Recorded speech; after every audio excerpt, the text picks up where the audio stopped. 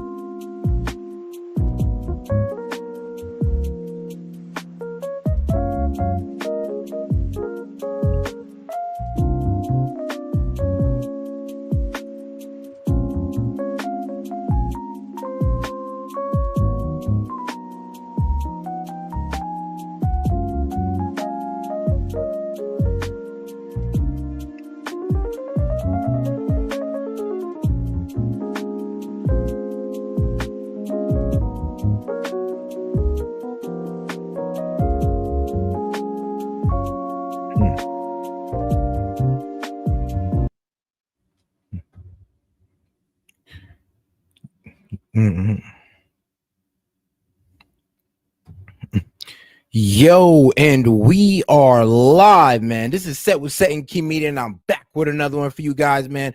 We got a good, nice little lineup for y'all. We got the CEO killer who actually been arrested, and who we got some shocking facts about, which y'all are going to enjoy. So let's get into this Pierce Morgan, and then we also got us explaining the Syria situation and going into what the hell are these drones doing in New Jersey. Let's go. Cold-blooded assassin. No one should be feeling empathy for him. He's a rich kid with a broken brain. There is a festering resentment and anger and rage that I think has to be confronted. And if you are a CEO or a 1%, you don't have to justify any of this, but you have to look at the reaction, Pierce. It's a murder debate, not a healthcare debate. People every year in the United States of America die because people like Brian Thompson, who run companies like United Healthcare, deny insurance claims that could have saved the lives of their loved ones. This is someone who had a very privileged upbringing, background, very wealthy family. The CEO of United Healthcare is someone who came from a working class family, went to state schools, didn't go to the University of Pennsylvania. To be clear, you don't have any empathy for him after he was executed. I personally don't. Two stories about violence and vigilantes in New York City have polarized debate this week, painting a vivid picture of America's divided morality. United Healthcare CEO Brian Thompson was shot dead in central Manhattan, a few minutes walk from the studio we often use to broadcast this show. The father of two's execution was met with perverse festivity and, yes, even joy. Damn. You're supposed to be on the caring, sharing left where, you believe in the sanctity of life. I do believe in the sanctity of life. And I think that's why I felt, along with so many other Americans, joy, unfortunately, because it feels like... Serious? I mean... Joy at a man's execution? Maybe not joy, but certainly not empathy. Because again, we're watching the footage. I mean, so you ain't got no empathy for my man's family, fatherless children, missing the breadwinner of their family, like lifeline of their family, pretty much. You're not, no empathy for them. Crazy. How can this make you joyful? This guy's a husband, he's a father, and he's being gunned down in the middle of Manhattan. Why does that make you joyful? Of Americans that be murdered. So are the tens of thousands of Americans, innocent Americans, who died because greedy health insurance executives like this one push policies of denying care to the most vulnerable people. Well, there was a massive global backlash to Taylor Lorenz and her joyful admission, but not everyone's lost their moral compass. Taylor did attempt to dig herself out of a hole, but ended up even deeper inside it. I take that back. Joyful is the wrong word, Piers. You think? I said, as I clarified, yeah. You think joyful is the wrong word? Yeah, sure. I'd say it is. Vindicated, celebratory, because again, it feels like justice in this system when somebody responsible for the deaths of tens of thousands of Americans Tommy Lahiran's grimace said it all there. Whether it's joy, celebration, vindication, or justice, it's all plainly wrong. There are clearly problems with the US healthcare system, some big problems. Medical debt is the biggest cause of bankruptcy. Thousands of people die every year because they lack insurance. That's not good enough. We don't have that problem in my country, for example. But cheering for the death of an innocent man because he decided... And that's what I'm saying. Like, everybody can sit here and admit that, yes, the health insurance industries are corrupt. Yes, we know this. But to go out there and cold-blooded kill these people and celebrate it is evil. It's the exact evil that they sink themselves to. So why are we doing it? Like, we can take these people through court. If that young man wanted to really do something, he'd become a corporate lawyer and put these people in jail. That he's a symbol of those problems is cheering for anarchy. Hey, Luigi Mangione has now been charged with the murder, shouting that his case is an insult to the intelligence of the American people. It's completely out of touch and an insult to the intelligence of the American people and lived experience. Today, some lunatic liberal women are bizarrely publicly drooling over what they perceive to be the hot assassin. Which is not new. Let's be real. Like, women have kind of like decent looking killers for a minute now. There's nothing new. Real insult to American intelligence is this infantilizing celebration of someone who committed, allegedly, a cold-blooded execution in the middle of Manhattan. I compared the reaction from the left to the case of Daniel Penny, a U.S. Marine Corps veteran who was finally acquitted of all charges for the death of Jordan Neely. I didn't want any type of attention or praise, and I still don't. The guilt I would have felt if someone did get hurt, if he did do what he was threatening to do, would never be able to live with myself. Yeah, I wouldn't be able to live with myself either. Like, you're telling me a man came on here, said he's ready to take somebody out the game, and I just sat there and let him do it? Yeah, I wouldn't feel like much of a man anymore. I would feel like a coward, probably for the rest of my life. I probably need to get therapy because of it, to be honest with you. But then that's why you're supposed to stand up as a man. And one of your main, like, I'm gonna be real with you, one of your main drives as a man is to protect. And I'll take 1 million court appearances and people calling me names and people hating me just to keep one of those people from getting hurt. Well, Neely was a tragic figure, that there's no doubt, a homeless drug addict and convict from a broken home. The system failed him. His family structures failed him. That wasn't why he died. He died. And make sure y'all like the video, man. Please go ahead and double tap that screen for me and hit the 3 dots up there in the corner. Because he was very aggressively threatening passengers on the subway, yelling he was ready to die or go to jail, and was prepared to potentially kill people to afford that eventuality.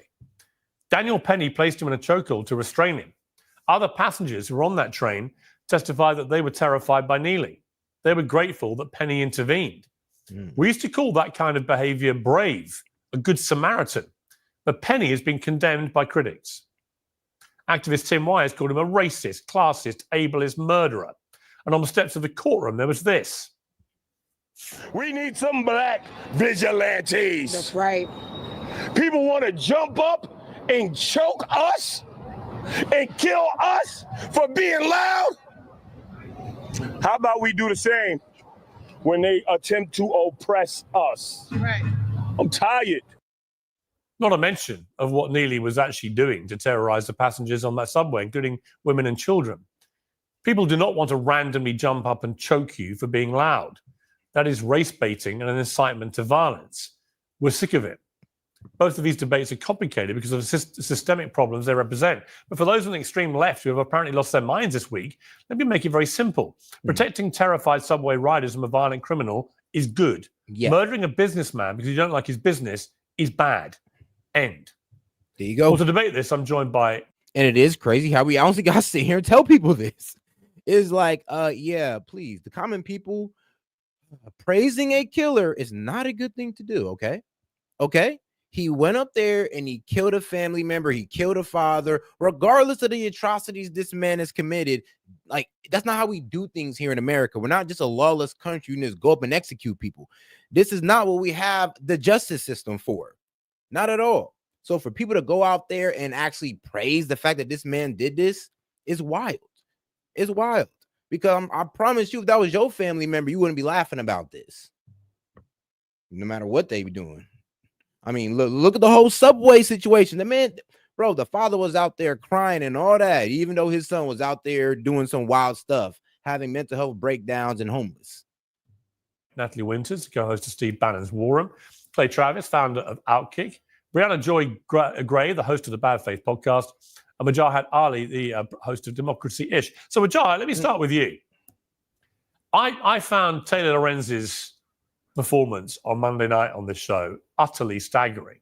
She was already in hot water for celebrating the death of this executive. To then say that her honest, genuine response to what happened was one of joy. And it was unambiguous. She may have recanted it when she realized what she'd said, but she said it in the moment and she meant it. She felt joyful that an executive, a husband, a father of 2 children, had been executed in the streets of Manhattan. What would you say about that? Yeah, so 3 things. Number one, I can only speak for myself. For one, I can't speak for the panel or anyone else. I'm against vigilante violence. I think it's bad for a democratic society when people, especially in a country that has more guns than individuals, take matters in their own hand and kill unarmed individuals. I think personally that's wrong. Secondly, it's not just a left thing because Taylor does not represent the left as one person. I'm against the murder of Brian Thompson. I thought it was a brutal targeted murder. And I, for one, did not celebrate the murder, just like I did not celebrate a violent insurrection against our free and fair elections where people, some with weapons, attacked the Capitol Police. And then that Capitol Police that was defending the U.S. Capitol and senators was mocked and ridiculed by people on the right. What? And then What, bro? What are you talking about? How are we going to relate this to January 6ers? They didn't walk up and just unalive people. They had bro, there was no mystery to what they did. There's a whole mystery around this man. We don't even know if we got the right man. So this is completely different motives of it all. This is about people wanting to understand what's going on with this corruption. And then this is a guy who wants to, take corruption into his own hands. Finally, I'm really curious, Pierce, and I'm sure you are as well. We have some gray hairs. I have never seen this type of response. The fact that this is the one thing that has united so many Americans. When I'm talking about the response to Brian Thompson's murder, you've seen people from the left, from the right, every ethnicity, every gender, people sitting there.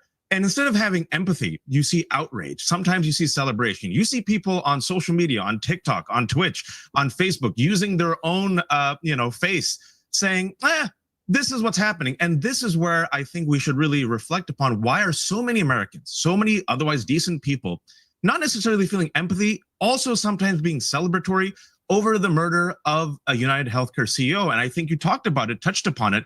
It's because in this country, so many Americans, because we have such a broken system where we pay so much money, don't have access to healthcare, are denied health insurance, right? They're denied medical treatment. They're denied life-saving medications. United Healthcare has denied 32%, more so than any other company, and they based it on an algorithm.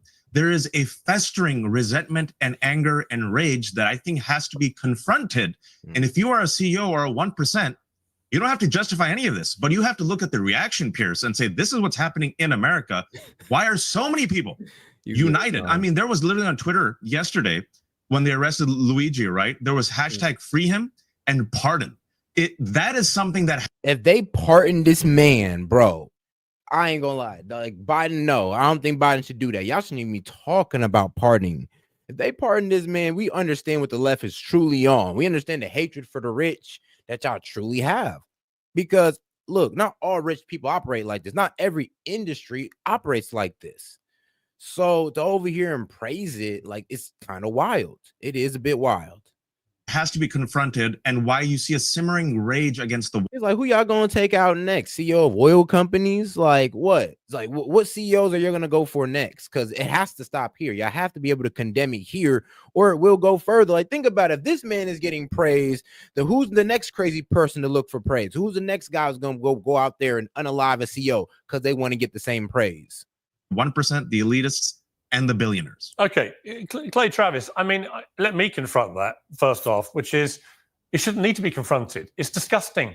if you celebrate the death of an executive from a company whose policies you don't agree with, you're disgusting. You're inhumane. If you lack any empathy and are proud of that, or you feel joyful, you are inhumane. It is wrong. I don't care who it is, what political divide they come from, what the policies are. You don't execute people in the street, and you don't get celebrated when you do that.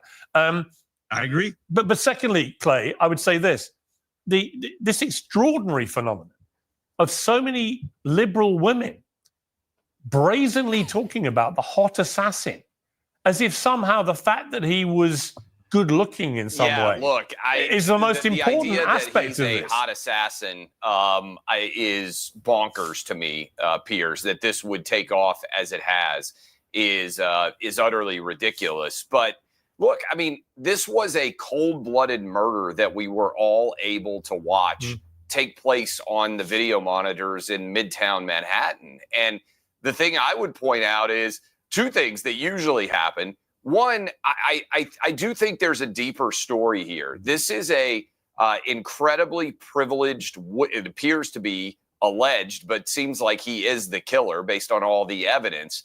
He went to a $40,000 a year high school. He has double degrees from an Ivy League institution. He has all the advantages and privileges that a rich kid in America would have. And he killed an executive who was the son of lower middle class, it appears, parents, who worked his way up based on his own individual merit and accolades. And so you have this incredible, if you want to talk about white privilege, this assassin is maybe the definition of white privilege. And he also used a gun. And usually anytime we have a shooting. I mean, not for real. If you want to talk about white privilege, what the left hates so much, this man is the definition of white privilege. And if he get off, I mean, I don't want to call the white privilege there, then what? I really wonder, like, what are y'all honestly standing for? Because you're damn near going for the white privilege now. Oh, so only when white privilege works for y'all, then you guys want to ignore it. Okay. Like this, almost immediately we hear that we need to have gun control. It appears this may have been a gun that he created using some sort of 3D creation, that is some sort of advanced technology. And we don't hear anything about gun control, and we don't hear anything about white privilege. And so in addition to the fact that a lot of crazy, broken-brained left-wing women like Taylor Lorenz can't find any man, so they decide to get all turned on by assassins. It's I think evidence of how the left wing's brain is broken, and they will use any situation. I wouldn't say their brain is broken. I say their moral compass is broken. Like, yeah, that mug done broke and shattered on the ground somewhere, because there ain't no way y'all praising this. There's just no way. To try, like, women, I can kind of get that. Like, come on, they've been doing this with serial killers. Like, there's guys who call multiple bodies and they was throwing their panties at them. So this doesn't surprise me. But for men to sit out here and also stand behind it is a bit sickening. It's like, all right, it's the lips. It's the lips. Try to justify that which is unjustifiable. Yeah. Brianna, let me bring you in. Welcome to Uncensored. I believe it's your debut. So great to have you. Just on the before we get to the shooting and the way it's been celebrated and so on, this whole issue of the hot assassin. You know, I made the point on X earlier. Had this shooter executed a female CEO of a company, of a healthcare company, I don't think any women on the left would have gone public and talked about what a hot assassin he was. Do you? And make sure to like the video, man. Go ahead and double tap that screen or hit the 3 dots up there in the corner. We appreciate the support, guys. Let's get more people on the conversation. I frankly don't know that that's true. And I also think we can't erase how many men are also thirsting, frankly, after the claims adjuster, or as you have been describing him, the hot assassin, Luigi Mangione. But I think the real point is that both sides of the establishment political aisle are desperate to make this a conversation about something other than the fact that we have perhaps the most perverse healthcare system, or insurance system is a more accurate way to put it, compared to every other similarly wealthy country in the world. The reason you're seeing this outrage and sometimes kind of performative thirsting for the shooter is exactly because 68,000 people every year in the United States of America die because people like Brian Thompson, who run companies like United Healthcare, deny insurance claims. Now, can we also trace it back to other reasons why people die? It can't just be because Brian Thompson, because Brian Thompson's only giving out the health care once you get sick. Remember that. Once you're injured, remember that. So what were the things that caused them to be injured? What was the thing that caused them to be sick? Because those can be blamed as well. And I would also blame the food. Yeah, the food could be another reason why these people are running to these health insurance companies to be scammed. Like, come on now. We just can't blame it all on him.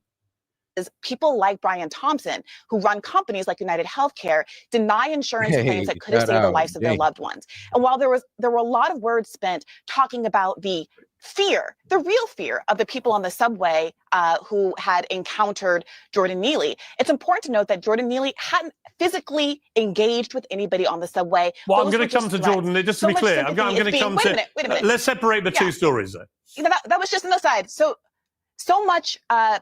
so many such words, passions, empathy was directed in that direction. But Brian Thompson's actual crimes of having a direct connection to mass death and suffering for tens of thousands of Americans on a yearly basis. Well, hang on, you said I crimes. think it's going under examined. Well, okay, you said crimes. What was denying? What was the crime? Unfortunately, the United States, our legal system is designed by people in power who enrich themselves, who don't make denying people's health care that results in mass death. Yeah, but you called it a crime, though. You called it a crime, but it wasn't a crime. He wasn't a convicted criminal. I would define it colloquially as a crime, and the fact that Luigi allegedly took matters into his own hands is because no political system or legal system in the United States. Sweetheart, capitalism is not a crime. It's not. Like, okay, yes. If you want to sit here and say that, oh, because he denied people medical care, they died. Well, to be honest with you, people need to learn how to take their health into their own hands. And if you are not being healthy, you're trying to put your health in the hands of corporations, then you're kind of getting what you put yourself into. It's like, you're kind of getting what you deserve in a way. I know it sounds effed up to say, but let's be real. There's ways you can take care of yourself. Now, if we're talking about broken bones and all that good stuff, okay. But if we're talking about as far as like heart problems, skin problems, like overall health problems, things where your body's intact, but your body's just not operating right. Those are things you can low-key help yourself with. You don't really need the healthcare system for that one. America has been willing to step up. Actually, we don't even know that, do we? The mass murder that's been executed on the part of the American healthcare system. I would say, look, we don't know really enough about this guy yet. It looks to me like he's a bit of a narcissist. What do you mean? I think he was a narcissist. I think that he was clearly unhinged. I'm not sure that he's the great Robin Hood. Hang on. Which guy? I'm sorry. Hang on. Luigi, the shooter, right? Brian Thompson. The one who shot Brian Thompson, Luigi, right? I'm just not sure that he's this great, heroic guy standing up against the healthcare system. I suspect I'm not talking about that. This isn't about Luigi, who may or may not, he's been arrested, he's been charged. We may or may not know that he's the actual shooter. I'm talking about the public reaction to Brian Thompson's death. No, I understand that. We do know about Brian Thompson. I understand that. We know about United Healthcare, and that's the root of the discontent. That's the root of the public outcry. Yeah, and we understand that. But couldn't they just hire a corporate lawyer? I don't know. Like, if y'all were that mad about it, why has nobody built a case against these people? Why haven't y'all hired like a corporate lawyer, business lawyer to go after these people if y'all that upset? Oh, wait, hold on. This man was already being brought up on insider trading charges, in corruption charges. He was already being brought up for these type of things. Y'all just took it into your own hands for some reason. He was already about to face the justice system. You guys didn't even need to do this. It was a waste of a bullet, honestly. Honestly, death is too sweet. Really letting a man rot in jail is better. Way better punishment. Luigi is just a vessel. Make sure y'all like the video, man. Go ahead and double tap that screen or hit the 3 dots up there in the corner, man. We appreciate the support here at S.E.T Media. Through which people are expressing their deep frustrations with the American healthcare system. So the question is, if you don't want murders like this to be happening, assassinations to be happening like this in the street, and I'm someone who does not believe in the death penalty and don't condone these kinds of vigilante instances of violence in either case. But if you want to get to the root of why people are so deeply unhappy, you have to, or it resonates so deeply deeply with people that this has happened. You have to get to the root of why there is this deep well of tragedy, despair, and outrage in the United States of America. And that has to do with what Brian Thompson has chosen to do with his life, and what companies like United Healthcare have chosen to do to the American people. But just to be clear, before I go to Natalie to respond to that, do you feel any empathy for Brian Thompson and his family? I have infinite empathy for any individual as a person in their personal capacity. As his role as the CEO of United Healthcare, I'm afraid I'm with the overwhelming majority. Woman, just say that, yes, I do feel bad that, yes, his sons are going to have to go without his father. Yes, that his wife lost her husband. Can we just sit here and be human? Like, God damn, I get it. We don't like the fact that he was a CEO doing corrupt things. I get it. But that still doesn't like give us a right to sit here and just disregard his life and dance on a man's grave. He's like, it don't give us a right to go over here and disrespect this man's family and celebrating his death for his family to see. Like, y'all twisted as hell. A bipartisan majority of the American people who say, I'm saving my empathy for people who are much more vulnerable and have caused a lot. Right. So to be clear, you don't have any empathy for him after he was executed. I personally don't. Damn. Right. Okay. Well, at least you're honest. Let me go to Natalie Winters. I mean, I find this staggering. You've got to remember, the left is supposed to be the party that cares so much. All of them have their Be Kind hashtags. They're the caring ones, the kind ones. And they can't even bring it in their hearts to say they find a shred of empathy for a man who's just been executed, who's the father of children, the husband of a loving wife, and so on. I find that just staggering. That you can't, on a human level, have empathy for the murder of someone, but also make your point about the system in which he was an executive. What's your response?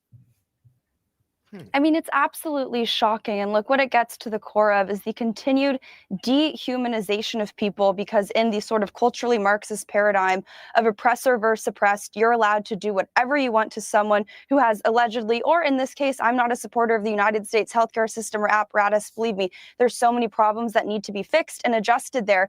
But condoning, which is in effect what these two panelists are doing, the assassination of him by a roundabout way by saying, well, the healthcare system is, you just told me that you had absolutely no empathy and that you think what people are. Yeah. And when you say, oh, I have no empathy, people in their mind, people who are viewing this going like, oh, well, I can now take out a wealthy CEO and nobody's going to have no empathy for this man and they're going to praise me.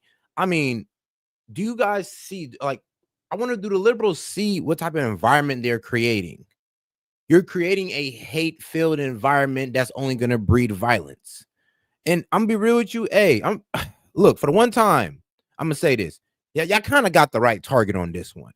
But next time, it may be somebody who's completely innocent. And then what?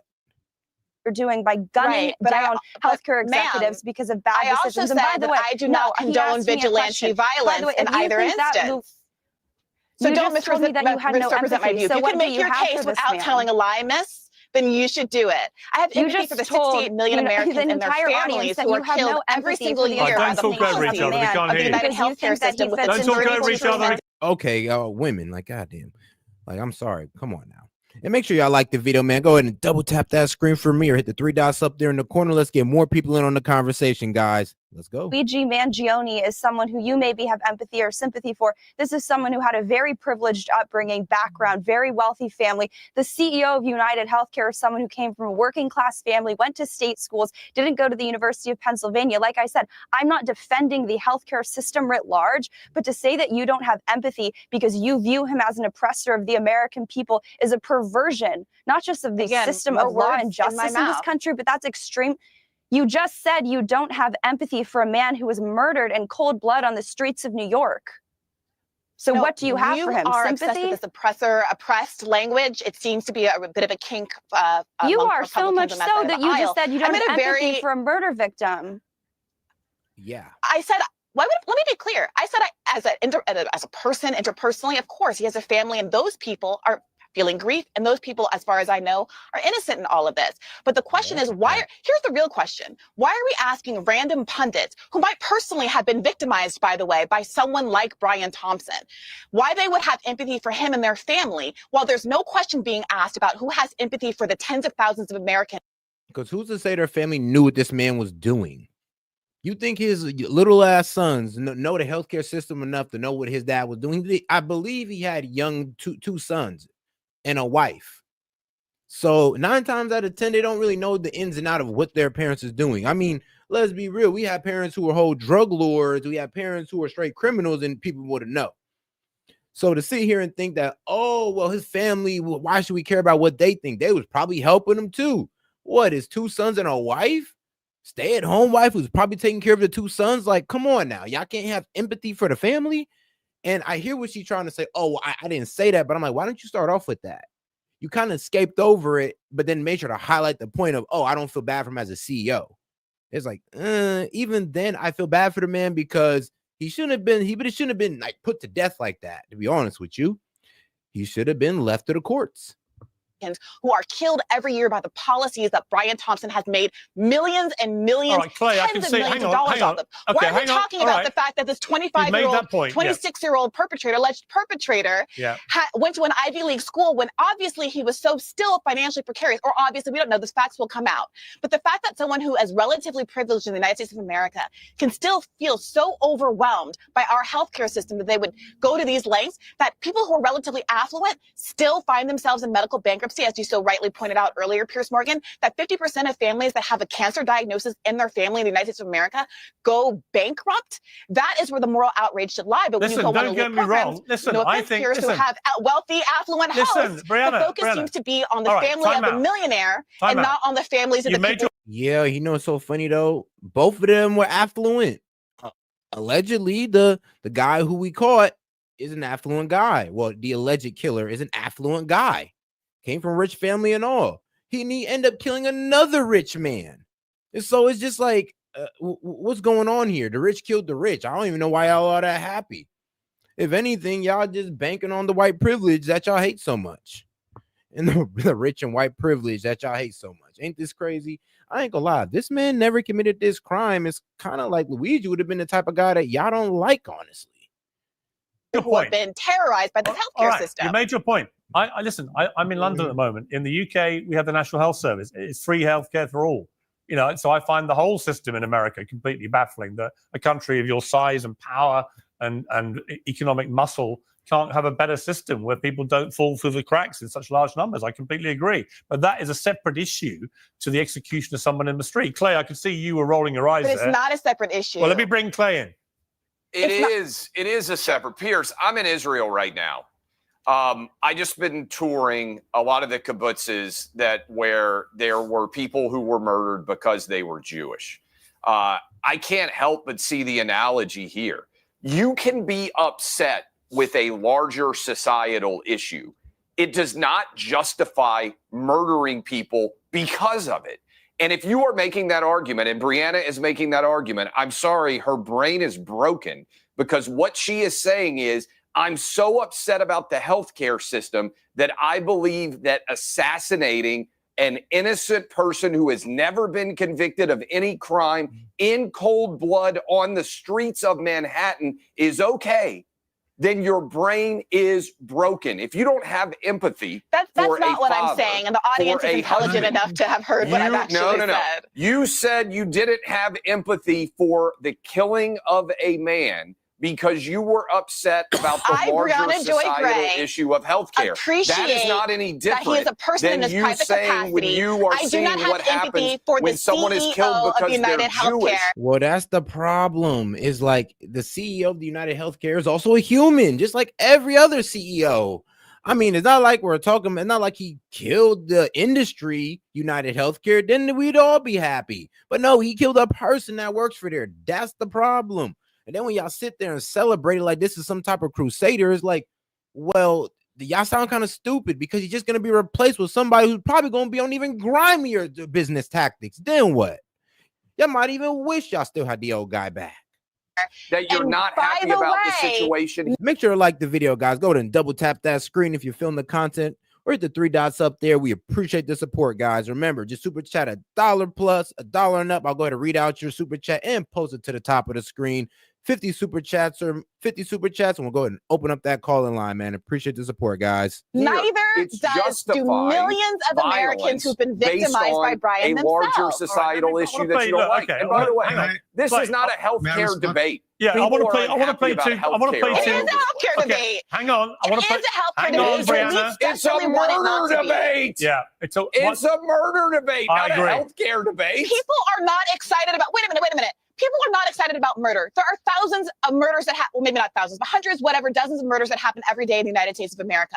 So, and those perpetrators are not being celebrated by the public. The public right now is feeling empathy for Luigi. They are feeling some kind of catharsis, schadenfreude, whatever you want to call it. So you're feeling empathy for an executioner, but not the person he executed. He's a cold-blooded assassin. No one should be feeling empathy for him. He's a rich kid with a broken brain, probably like you. Okay, I want to play two clips now. I want to play, first of all, a mashup of the reaction to our Taylor Lorenz Joy clip, which has gone very big in America. Let's watch this. That is this ideology. She has joy for a guy getting murdered in the streets of New York. I just feel like saying that you feel joy over someone getting assassinated, like even if you do feel that way, I just don't think it's helpful to say that. She in her mind is like a man that worked for a company at the highest levels died, so she feels joy. Okay. And now this woman is all over online. I mean, damn, it honestly sounds like that toxic feminism that be going around. Like it's really the hatred of successful people. And feminism, you could just say, is the hatred of successful men. But I'm not gonna lie. Think about it. What Kamala Harris was running off. We're gonna tax them, make them pay their fair share, even though it would cost them their own jobs. So it is kind of funny that we have this hatred for the people who honestly not only fund all of our programs because they pay most of the taxes, but also hand us jobs. Like these libs have a hatred for the people who give them opportunity. It's wild. Line on her subs. Bro, have a hatred for the people who's going to give them a job whenever they get their Marxist indoctrinated college degree. Like, they hate them. Jack and elsewhere trying to justify this man's murder, and goes on with Piers Morgan on his YouTube show last night. Wow, we have a real problem in this country. The left has a real problem. But there is something deeper, a sickness that is going on in our political class, best exemplified by the absolute nut job, Taylor Lorenz, who used to work for the Washington Post. She appeared on Piers Morgan yesterday, and she said that she felt actual joy when the United Healthcare CEO was murdered on the street. Wow. Now, John, before I come to you, I want to play Joe Rogan, who interestingly had this take. I don't think this guy was a professional. I think this guy, if I had to guess, some guy who got fucked over. Apparently that company is really bad on denying claims. 34% denial rate. Something normal's like, like 16. Yeah. Yeah. But you want to know something crazy about that? There's something real crazy I want to show y'all. So we're going to take a quick little sidetrack real quick to show y'all that, well, the man was never with United Healthcare. Yes, Luigi was never a member of United Healthcare. So it even adds more mystery to why the hell he did it. We do have some more breaking news to report on the shooting suspect in the United Healthcare CEO's murder there in New York City now over a week ago. I'm talking about 26-year-old Luigi Mangione. And remember, we had been documenting and telling you some of the writings that he had penned and mused about taking on corporate America here. I want to put up his mugshot. We brought you this earlier tonight, that the man there, you see, Mangione, was never a client of the medical insurer, and he may have targeted it because of its size and influence. So that was never a member. Boy, they had no medical plan with these people. So now he throws in even into more speculation of, what did you do this for, bro? Like, you're a rich kid. Your parents are rich. Why don't you ask them about their savage tactics that they had to use to get to the top, if they even had to do so? I mean, come on now. And isn't it a bit weird that a rich kid would be doing this? You would think somebody would have, like, I don't know, who's broke, or like, I don't know, maybe even a military vet. I would expect them, no offense, my military veterans, trust me, love and respect to y'all. But no offense, I'd expect one of y'all to kind of pull this off before this guy would.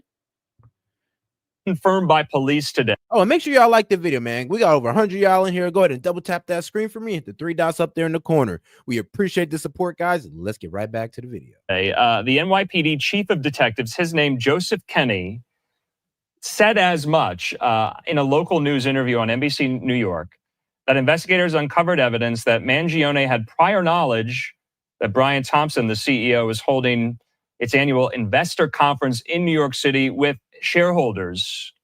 But Kenney said this, quote, "We have no indication he was ever a client of United Healthcare, but he does make mention that it is the 5th largest corporation in America, which would make it the largest healthcare organization in America." He says, so that's possibly why he targeted that company. Well, we now have confirmation from said company, United Healthcare, in a statement to Fox News Digital. I want to put this up here. So they say this, confirmation that Brian Thompson's killer, they describe him as a killer, was not a member of United Healthcare, saying that the shooting suspect. So from them themselves, United Healthcare pretty much telling y'all, yeah, we had nothing to do with this man. It brings it even to further speculation on why did this man do this? Like, what? You're not even a member. Like, who does he know? I don't know. Maybe a family member got let down or something. There's so many theories to why this young man did it. And then what makes it even more crazy is the video I'm about to show you after the Piers Morgan of, I guess, his community work, which, I mean, throws everything in even bigger speculation. So it's just crazy. It's going to be crazy, guys, but you're going to love it, man. Here at St. Key Media, man, we like to bring you infotainment, man. Go ahead and like the video. Let's go. Luigi Mangione was not a client of United Healthcare. They say, we continue to grieve the passing of our dear friend and colleague, Brian Thompson. They say today we are confirming that the killer and his mother were not United Healthcare members. So that is significant. There was a lot of rampant speculation at the time that that is presumably what may have motivated Mangione to do this. But we are learning from United Healthcare themselves, saying we are working closely with law enforcement officials who continue their investigation of this horrific crime. They say we continue to support those who depend on us for their health care. So confirming tonight that both Luigi Mangione and his mother were not clients of United Healthcare, according to United Healthcare, coming into us from Fox News Digital. So neither him or mama. Like, okay, now things are looking even weird. Those of you who are probably saying that, oh, it's because of his back. That's why. Nope. Somebody else must have handled his back surgery. But, or maybe he just wanted to go after the big dog. For all you know, United Healthcare could have been, like the parent company of his healthcare provider. Like, you know, big corporations buy small businesses. Yeah. So, but don't change the name. Those guys. I don't think anybody's gonna like be crying too hard over that guy. Yeah, maybe his family, but that's about it. Yeah. It's a dirty business. The business of insurance is fucking gross. Grimy as hell. Because you're literally trying to convince people here, pay me monthly, and then when you need my services, I'm gonna try my best not to give it to you. Yes, but you're gonna pay me monthly because you need me. It's like I said, insurance, the scam we all need. So you're gonna pay me monthly. Or you can face, you can face those liabilities. If anything happened, you're screwed. Or if it's car insurance and you get caught without car insurance, you're gonna go to jail. Or I'm sorry, but not really go to jail, but get hit with a citation. So yeah, it's the scam we all need. No, Joe, I mean, it's interesting there. Joe Rogan, he didn't come out and say he felt joyful, but certainly no great tears being shed, no great expression of sympathy.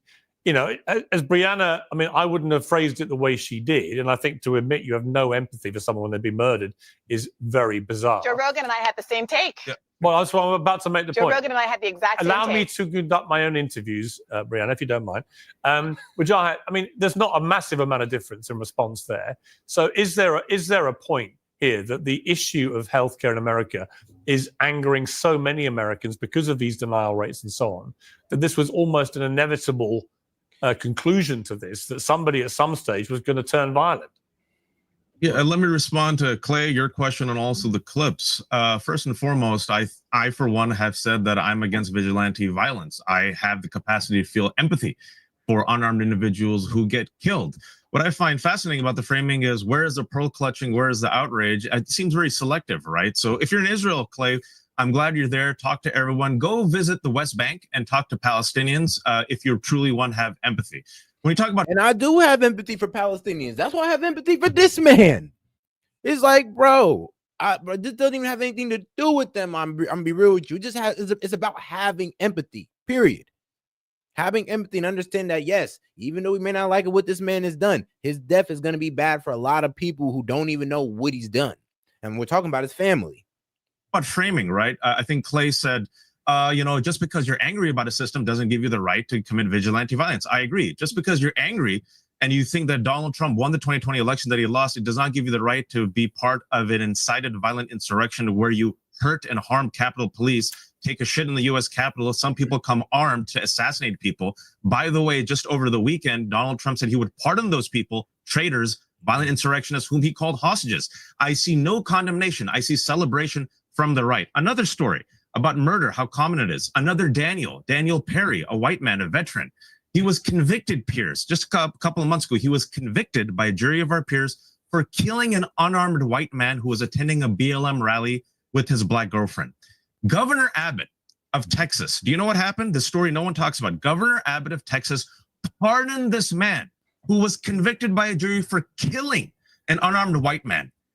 MAGA celebrates it. So when do we celebrate and when do we not? And right now, to go to your question, this comment that Joe said and what Brianna said and what I said is the reaction to the murder of Brian Thompson is what I'm fascinated about. It is inevitable, I believe, to answer your question directly, in a country, the most powerful, wealthy country on earth, right? That where we pay more money than any other country for healthcare, where so many people, so many adults, their number one debt, Piers, is medical debt. I had a daughter who is a stage 4 cancer. You know, so funny though, because I remember a guest who was explaining to us like how this actually works, how America's made to pay more for our medicine, so every other nation can pay less. And it's like, okay, so the libs are okay with us, sacrificing, I guess, our own citizens, soldiers for war, and to protect everybody else but ourselves. But they have a problem when their money, is being used to make things cheaper for the world. So we're mad at making things cheaper for the world, but we're not mad at putting boots on the ground around the world. Make that make sense for me, guys. And make sure you like the video, man. Go ahead and double tap that screen. Survivor. She 5 years on, she's cancer free, full liver transplant. She's a little diva. A person like myself, Pierce. The only reason I had insurance is through my wife, who's a doctor. We're pretty privileged compared to most people. If I wasn't able to get help from my family and friends, I would be in debt. I would be $200,000 in debt. Pierce, I had to do a GoFundMe, and that's me, a person with relative privilege. So look at the reaction right now. And I keep telling people, for CEOs, I mean this sincerely, if you are in healthcare, if you're a billionaire, if you are a CEO, if you're a 1%, look at the bipartisan rage from Brianna to Joe Rogan about the healthcare system, where, millions of Americans, Pierce, I don't think they're evil. I'm telling you, I've never seen anything like this in my life. I know deeply empathetic people who looked at this murder and said, I feel bad for Brian, but you know what? United Healthcare screwed over a lot of people. Okay. I have a story. Okay. And the system has to change. Well, listen, I think the system has got to change. I feel it. I feel bad for Brian too. I feel bad for his family and all, but I can stand with him on that position alone. It's like that position alone, I can stand with him. But yes, the healthcare system do need to change because it only puts a target on the rest of them's back. Like, who's to say that the next guy is not going to get a battery put in his back after this? And why? Because this guy's not only being glamorized by women, but he's being seen as a hero. And then the other guy gets villainized. Nobody want to have no empathy for the man or his family. So why wouldn't that put a battery in the next guy's back to go do the same if he's seeing what's going on now? He's seeing the climate now. Okay, cool. Take out a CEO and I'll become a hero. No, we shouldn't be setting that as a standard or even giving anybody the idea of that's okay. I totally agree with that. Let me bring Natalie in. I want to pivot to Daniel Penny now, because it really has been a tale of two vigilante stories, very different stories in my estimation. I am very pleased that Daniel Penny was acquitted of committing of any crime, because I believe he was a hero. I believe that he was a Marine veteran on the subway who recognized a dangerous situation. He knew nothing about Jordan Neely's background at all. He didn't know that he was a homeless man or he had mental health issues. He didn't know that he had a criminal record as long as his arm, 40 plus offenses, including several involving violence, including against old people. He didn't know anything. All he knew was this guy was ranting and raving, talking about killing people, prepared to die, prepared to go to prison for the rest of his life. And in that moment, the military instinct kicked in. It seems to me, I've got a lot of military in my family. It kicked in instinctively. He knew how to restrain him, and he did restrain him. And tragically, Jordan Neely ends up dying. He was high on drugs at the time, but he ends up dying. And I can absolutely have empathy for the death of Jordan Neely. It shouldn't have happened. It was a tragedy, but it was an accident. And Daniel Penny did not want to kill him, obviously. He wanted to stop him potentially killing the passengers, women and children. I was struck by the fact that of the 11 eyewitnesses who gave evidence, 9 of them said it was the most terrifying experience they'd ever had on the subway. Not what Daniel Penny did, what Jordan Neely was doing before Daniel Penny apprehended him and and got him under control. So I don't understand how anyone who looks at this with a logical, common sense brain. If it was a black man doing this to a white man coming to the train station, threatening lives and all that, black man takes him out. Hero. White man do the same thing. He's a villain. He's racist. KKK. White supremacist wins the day. No, it's the same damn thing. The man's a hero. Because guess what? He was protecting black people too. There's mainly black people on the damn subway. Like, what? How could he be racist? If he was racist, he'd have let this shit happen. He'd have been like, oh, okay, he's going to attack other black people. Oh, well. No, he's seen them as citizens, as American people. And as a Marine, somebody who served our country, he stepped into action, as he should, as he's sworn to. Brain could possibly construct any argument that says this is the new George Floyd, this was a white supremacist, as they called him, a racist who only picked on Jordan Neely because of his skin color. And by the way, the system betrayed Jordan. All right, Donovan, you're going a little bit too far, G. Calm down. Neely and all these things. Really? I just see a deranged, violent guy with a long criminal record threatening to kill people, and somebody, thank God, stepped in to stop him from potentially carrying out his threat. You also don't see that systemic violence. Oh, sorry. Well, hang on, Jai. This is for. No, I'm sorry. Natalie, I will come to all of you. Don't worry. I will come to all of you. No, it's the same old tired playbook that they've always been using. I mean, it's just race baiting. In this case, they're effectively, I think, trying to start a race war. If you look at the way from NAACP to BLM to left-wing outlets have framed this, they always portray the man who died as some Michael Jackson street performer and Daniel Penny as, a former Marine, right? You can see it in the analytical way that they're approaching this. But I think it even is something that's much worse than this. And what I mean is that you have progressive elites who have pushed soft on crime. That's an understatement. Policies, proposals that lead to the continual release and bailing out of people who've been arrested on 40. Yeah, but what Kamala Harris is Prop 47 and 57 that a lot of people like to ignore. The fact that there were some cities that said, oh, it's not stealing unless it's over 900.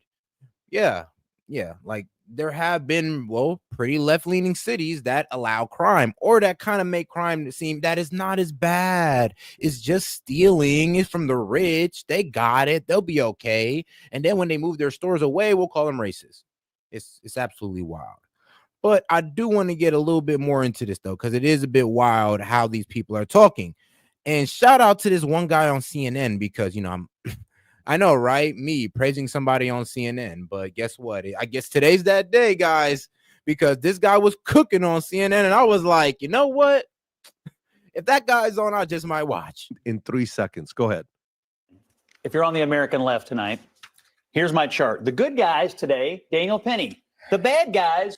The good guys today is Daniel Penny. And the bad guys today is that boy Luigi. Like, I love it. Shout out. Left tonight. Here's my chart. The good guys today, Daniel Penny. The bad guys, Luigi Mangione. It seems to me. How do you? Everybody what's on the the left, chart for victims? I'm just telling you what I see out in the world. I know. I just want you to finish the today, chart. What the victim, which victim is chart. good and which victim is bad. What I'm telling you is that's not on the second. And I ain't gonna lie, like you want to talk about the victims. I'm like, all right, cool. Bring up these victims because guess what? He's not the only one that's complicit. There's a whole line of CEOs. There's some high-level managers. There's some like insurance agents who are also pretty damn grimy, who should, like, think about it. They brought up calls of these people laughing about the 9 claims. Not Brian, not one at the high up, but we're talking about low-level employees.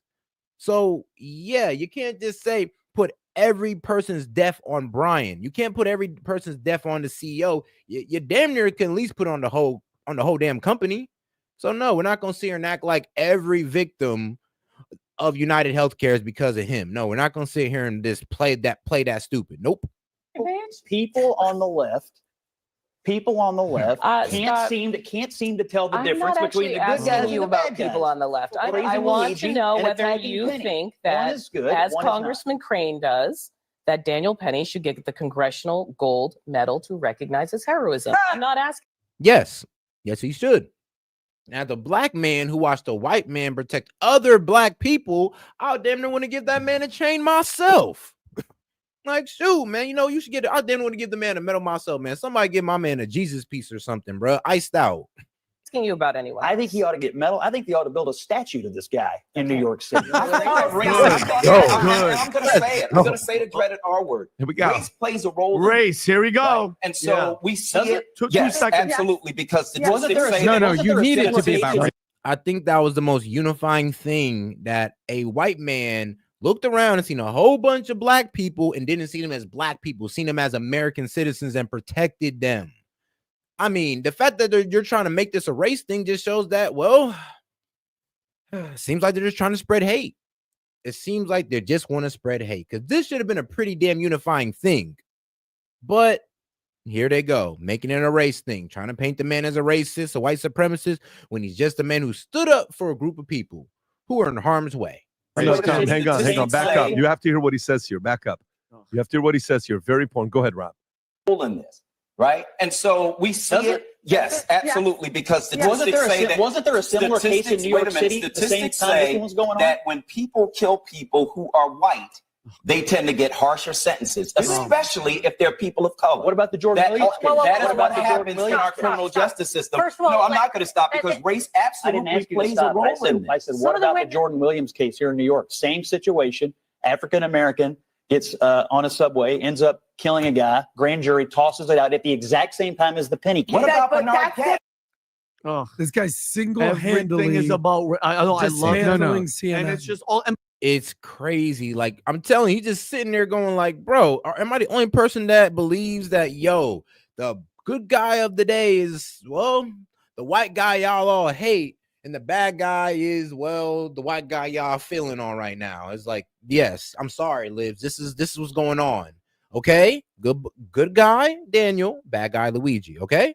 42 separate crimes, including attempted abductions of 7-year-olds and beating up and trying to harass elderly women and men on public transportation. And as a result of those horrible policies, average working class Americans, the same people that I think these two co-panelists would probably say that they have a lot of empathy for, are forced to suffer the brunt and the negative ramifications of policies that lead to criminals who need to be in jail or insane asylums, plaguing public transportation, especially in New York. Yeah, I agree. Well, let me go to Brianna. Brianna, I've seen people coming out saying the most ridiculous things about this case. There is zero evidence that there was any racial motivation whatsoever for Daniel Penny's actions. There's zero evidence of him ever being any kind of white supremacist. And the interview he gave last night, he's a publicity shy guy. He doesn't want to get involved in anything like that, who's had his life nearly destroyed by what happened, but says he would do it all over again in the same circumstances. I mean, yeah, that's a real one. And I would do it too. Yes, if I was in a train and a black man came in, white man came in, threatening a bunch of people, I don't care what race they are, I'm going to step up and I'm going to protect them. And if I go ahead and get locked up over that, I'll be like, well, shit, man, I ain't gonna lie. I couldn't sleep. I wouldn't have been able to sleep in the free world if I'd let it happen. But at least I'm able to sleep in this jail cell. Shit. At least I got my integrity. Instances. We used to salute people like this. We used to literally give them awards for public service. Why is he being vilified? So I'm not interested in doing identity politics. That's not my game. I wasn't interested in talking about the race in the other vigilante case, and I'm not especially interested in talking about race in this one. I think as is often the case when race is evoked in the United States of America, the underlying issue is really class. And this very much is a class issue. This is a person, Jordan Neely, who was clearly in the middle of a mental health episode, who was loud, who was threatening, who was making very grievous threats that I think sincerely scared people in the subway. Look, I'm from New York, Piers. I know what it feels like to feel intimidated by someone who is having some kind of mental episode or is just a violent person in a subway car. And I think it's legitimate to feel afraid, to want to move to the other end of the car like so many passengers did, to want to get off at the next stop, to even call the police. I think what's really unconscionable is that New York City has a $6 billion police budget, and there never seems to be an officer who's actually trained to de-escalate these kinds of situations in the car where they need to. They're out standing at the turnstiles trying to spend tens of thousands of dollars of salary to catch subway evaders who've stolen $2 in change by jumping over a turnstile. I think the critical issue here is the question of how Penny intervened. I think the idea of wanting to intervene to de-escalate and prevent harm from coming to your fellow passengers is heroic. But the question is whether or not he used proportional force and whether he should be responsible if the way that he intervened with physical force before, to be clear, Jordan Neely did anything physical that resulted in the death of Jordan Neely should have legal implications, or whether we should incentivize as a public, just like I'm sure you don't want to incentivize vigilante shooters like Luigi, whether we should incentivize as a public Marines who are trained in the art of killing to go around taking matters into their own hands. Well, yeah, that's what they're sworn to do, is protect the American people. So yeah, I would encourage that more. I would encourage that, if you see something, do something. He's seen a man acting crazy. He looked around, people were scared, and he was like, yeah, let me go and take this guy. Let me go and take care of him. Yeah, trust me. And let's be real, you don't even need to be a military man to have that, to come to that type of conclusion. Way that leads to the death of our fellow citizens. So just to be clear, before I go to Clay to respond to that, you would have preferred to wait for potentially Jordan Neely to commit an act of violence before Daniel Penny intervened? I don't think that you yourself use violence against someone first. I think that's a golden rule. Oh, make sure to like the video, guys. We got over 100 y'all in here, so go ahead and double tap that screen for me. Hit the 3 dots up there in the corner, man. Let's get us to 50 likes. I appreciate the support, guys. You learn in elementary school that you don't put your hands on other people. So you would have preferred him to wait to see if he attacked a woman or a child or whatever, and then it would be okay. Not at all. Not at all, Pierce. I'm glad you asked for clarification. I think that Daniel Penny could have put his body between Jordan Neely and the other passengers. Could have put and then risk what? Getting stabbed, hurt, like what? The only thing he could have done was constrain him. Yes, that was the only thing that man could have done. So, sweetheart, you ain't never been in that type of situation, so you really can't speak on it. You can't say, well, he could have. No, there was no other way. And the way she's talking about it, she sounds stupid. Put his hands up, tried to de-escalate, and myriad ways that I think we could imagine someone who had proper training, like a police officer or a mental health professional, would have done. But I'm asking you, Pierce, is it impossible for you to imagine a kind of de-escalation that didn't result in the strangled Well, I wasn't there, but I mean, of a clearly mentally ill person? Listen, I'll come to Clay now. I mean, I don't give a damn if he's mentally ill. He's trying to hurt people. If he was on the street begging for money mentally ill, yeah, you may be able to soften my heart with that one a little bit. But he's out there threatening people and he's mentally ill. Oh, hell no. I'm really thinking, oh, yeah, he's an aggressor now. Yes, he is now the #1 enemy in the room. And Clay, I wasn't there. You weren't there. None of us were there. And we do know it was all over in 6 minutes. He did it waiting for the police to arrive. He apparently applied a military technique where he applied pressure, then he took pressure off, then he applied pressure again. And that's a technique they use for restraining people, which is what the military are taught and trained to do. And clearly something went wrong. We don't know if it was affected by the fact that Jordan Neely was high on drugs and whether that affected things. We just don't know, right? What we do know is he died. And that is a tragedy. And I feel absolute empathy for him and for everyone involved in that. And I feel it for Daniel Penny. But I don't see what Daniel Penny did wrong. He was trying to protect people. Well, neither does the jury. Right.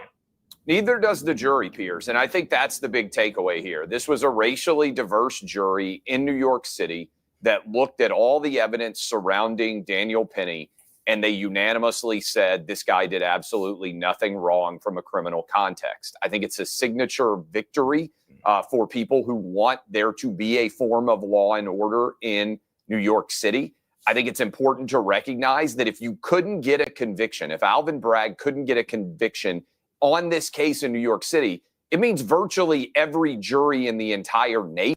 Hey, and shout out to Hellbat. He said, I just tuned in. A lady using her mouth to make her ass jealous of how much shit she is coming out. What the fuck? I'm annoyed. Oh man, all right, man. Shout out Hellbat, because he said I just tuned in to a lady using her mouth to make her ass jealous of how much shit is coming out. What the fuck? Yeah. I ain't gonna lie. That young lady, that young black lady right there, I'm just like, okay, man. Can you just give my man his due diligence? Let's give the man his due diligence. Come on. And when I say this man does deserve a medal, he do deserve a medal. I mean, like, and he was protecting black people. Like, what? Boy, I'll get that man a chain. It's like he a real one. It's like, what, bro? Like I said, it should have been a unifying moment. A white man sat around, looked at a bunch of black people and saw them as Americans and protected them. And now y'all want to ruin this beautiful moment with race. It's like, man, y'all liberals can't let anything good happen, I guess, huh? Would have said that there was no crime at all that was committed here by Daniel Penny. I also think it's important. You asked a good question, because there have been and there are people who are saying Daniel Penny is an evil white supremacist who needs to spend the rest of his life in prison. And they're simultaneously having hot flashes over the killer of the United Healthcare CEO. And how do you analyze that? To me, it all comes down to intent. Their brains are broken because what we examine in the law is the intent here. Daniel Penny's intent when he got on the subway that day was not to do anything at all other than take a ride to wherever he was going. And then he felt compelled to act because he saw an issue of violence arise and he felt like he needed to protect the people that were on that subway car. And the flip side, the killer of the United Healthcare CEO traveled there and in cold blood planned, plotted, and executed as an assassin would a man he shot with his back against him that never saw the moment that he would be killed.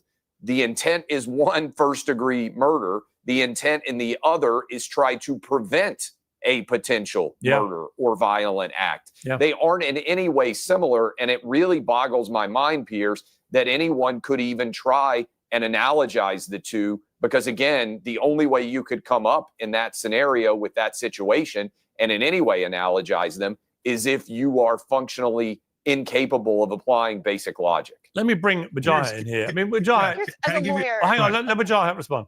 I mean, that's fair to say. I just want to give a response just for people watching why there's a series of responses from a lot of individuals, right? Especially when it comes to people of color, not just people of color, some white people, because they understand the history of America. Systemic violence against people of color, especially black people, by white men, that goes unpunished. I agree with a lot of people that I don't think Daniel Penny, Perry, excuse me, wanted to kill Jordan Neely. Facts matter. Jordan Neely, according to all the eyewitnesses, did not touch a single person. Yes, he was acting erratic. He threw his jacket. He yelled. He screamed. He said, "I don't care if I live or die." One woman in particular said that she feared that he might have made a lunging motion. That's when he took him in a chokehold. I believe that chokehold lasted too long, 6 minutes. He was killed. There was someone in the video who said he can't breathe. He can't breathe. Neely, the street performer whose mother was killed and stuffed in a suitcase, and after that he had a mental breakdown. He was found not with a gun or a knife. You know what I found in his pocket? A muffin. Before any of the details came out, though, the right wing celebrated this man and this murder, right? The right wing also celebrated the guy, Daniel Perry. We didn't celebrate. Okay, we didn't really celebrate the murder. Let's be real. We celebrate the man getting off for actually protecting people. We celebrated a protector or honestly, I'm going to say it like this, right? We actually celebrated that a man was getting off for being a man. Like, you're supposed to be a damn protector. You're not supposed to just sit around and let things happen. So the fact that he got hit with a conviction just for being a protector, that scares a lot of guys. That even scares me, because I would have done the same thing as him. Like, shoot, be damned, I'd probably beat the man to death. Maybe, possibly, you never know. But still, it is scary to sit there and go like, hold on, you tell me I could be a protector, do what my body tells me to do as a man, and I can get arrested? Like, not for anything aggressive. I'm not hurting no innocent people. I'm hurting the guy who's trying to hurt innocent people, and I get arrested? Oh yeah. Yeah, that's gonna discourage a lot of young men from taking action. And then what? Well, I don't think I want to know what. Harry, the other veteran who killed an unarmed white man. The right wing also you're being a bit disingenuous, Ajay, and I'll tell you why. No, Look, wait. Well, hang on. Let me tell you this way. Go ahead. Just let me finish. Okay, well, you finish, and I'll tell you why you're being disingenuous. Sure. Please. Why am I being okay? So Kyle Rittenhouse also acquitted, celebrated as a hero. The violent insurrectionists, mostly white, celebrated as heroes. Yeah. So you see a double standard here, and a lot of people see, oh, this keeps happening when there's a white man or certain white people who kill black folks. Like example like this. Ahmaud Arbery, a modern day lynching in Georgia. This man was guilty while running black in his neighborhood. He was just jogging in his neighborhood. 3 white men lynched him. Yeah, terrible the story. The DA at the time, twice, Pierce, refused to bring up charges. The only reason we know about it is a local attorney released the video. And then they're now in prison for life. Look, the reality here is the only reason Daniel Penny got charged keeps happening again with the and again. crime That's all I'm saying. was because he was white. That's the only reason they charged him in New York City. If this had been a black guy doing what Daniel Penny did, there would have been no charges brought. If he had been choking a white guy, there would have been but no also, charges let me make this brought. point. This Let me make this was point. identity politics. Let me make this point to Wajahat, which is, you make. And we'll get right back to this because I ain't gonna lie, that is definitely identity politics, the way they're trying to spin it. Because honestly, there really isn't no other way to spin it with race. He was a man. He stood up for those around him. He protected them. And that's that. And if you actually seen the video, even when bro was putting them on, like, trying to restrict them, dude was still kicking around, eyes closed, flipping out, and all that good stuff. So for those who want to say that, oh, what you mean? He was passed out and he was still choking them. Nah, once bro finally stopped moving, once he finally stopped moving, that's when he let go. And do you not remember that there were 2 black men, or I believe, I don't know, I think one may have been Hispanic, but there were 2 black men there who helped them restrain him, who try to keep the guy's arms from flailing everywhere and all that good stuff, because they also seen the threat at hand. I mean, what about those 2? Why'd you only go after the white men and not the 2 black men? I mean, they're all complicit, right? The Supreme Court. But let's get into this PBD video and uncovering shocking waste of U.S. tax dollars and how Doge and Musk plus Vivek can eliminate taxes. So he's giving us his plan on how we can eliminate taxes. Man, tell me what y'all guys think about this. Let's go. Court came out and said, what are you talking? Did you know a little over 100 years ago, they tried to impose an income tax and the Supreme Court came out and said, what are you talking about? This is completely unconstitutional. This is the Pollock versus Farmers. Pollock ends up winning. But then 20 years later, 1913, you know what we do? We announced the Federal Reserve and we introduced the income tax. You know when? Exactly a year before World War I. Did we know something that was coming? Let's start collecting money before we go to war. 1 year before, and then now it's a normal thing. There's this guy that's got this department called the Doge with another guy. Both of them are very smart, Vivek and Elon Musk. It's called the Department of Government Efficiency. Do you know when Elon Musk bought Twitter, he had 7,500 employees. Overnight, he fired half of them, 3,750. Of the 3,750 that got fired, they recruited another 1,250 to quit with them. So 7,500 became 2,500 very quickly. This guy's used to making things to be more efficient. What if that took place and it forced everybody like us to work in a free market? What if that were to happen? We're going to talk today about a plan on if there is a way for us to go back to 0 income taxes. We're going to propose our plan. You get to tear it apart, but we're going to talk about that today. If you get value out of this video, give it a thumbs up and $7 trillion in growth. Did you know that the U.S. government collects roughly $4.7 trillion in gross taxes? 2023, 4.7 trillion, of which, do you know what percentage of those taxes is from tariffs that we get from other countries? You know what the number is? Only $80 billion. That's it. Now, this is why this is so weird.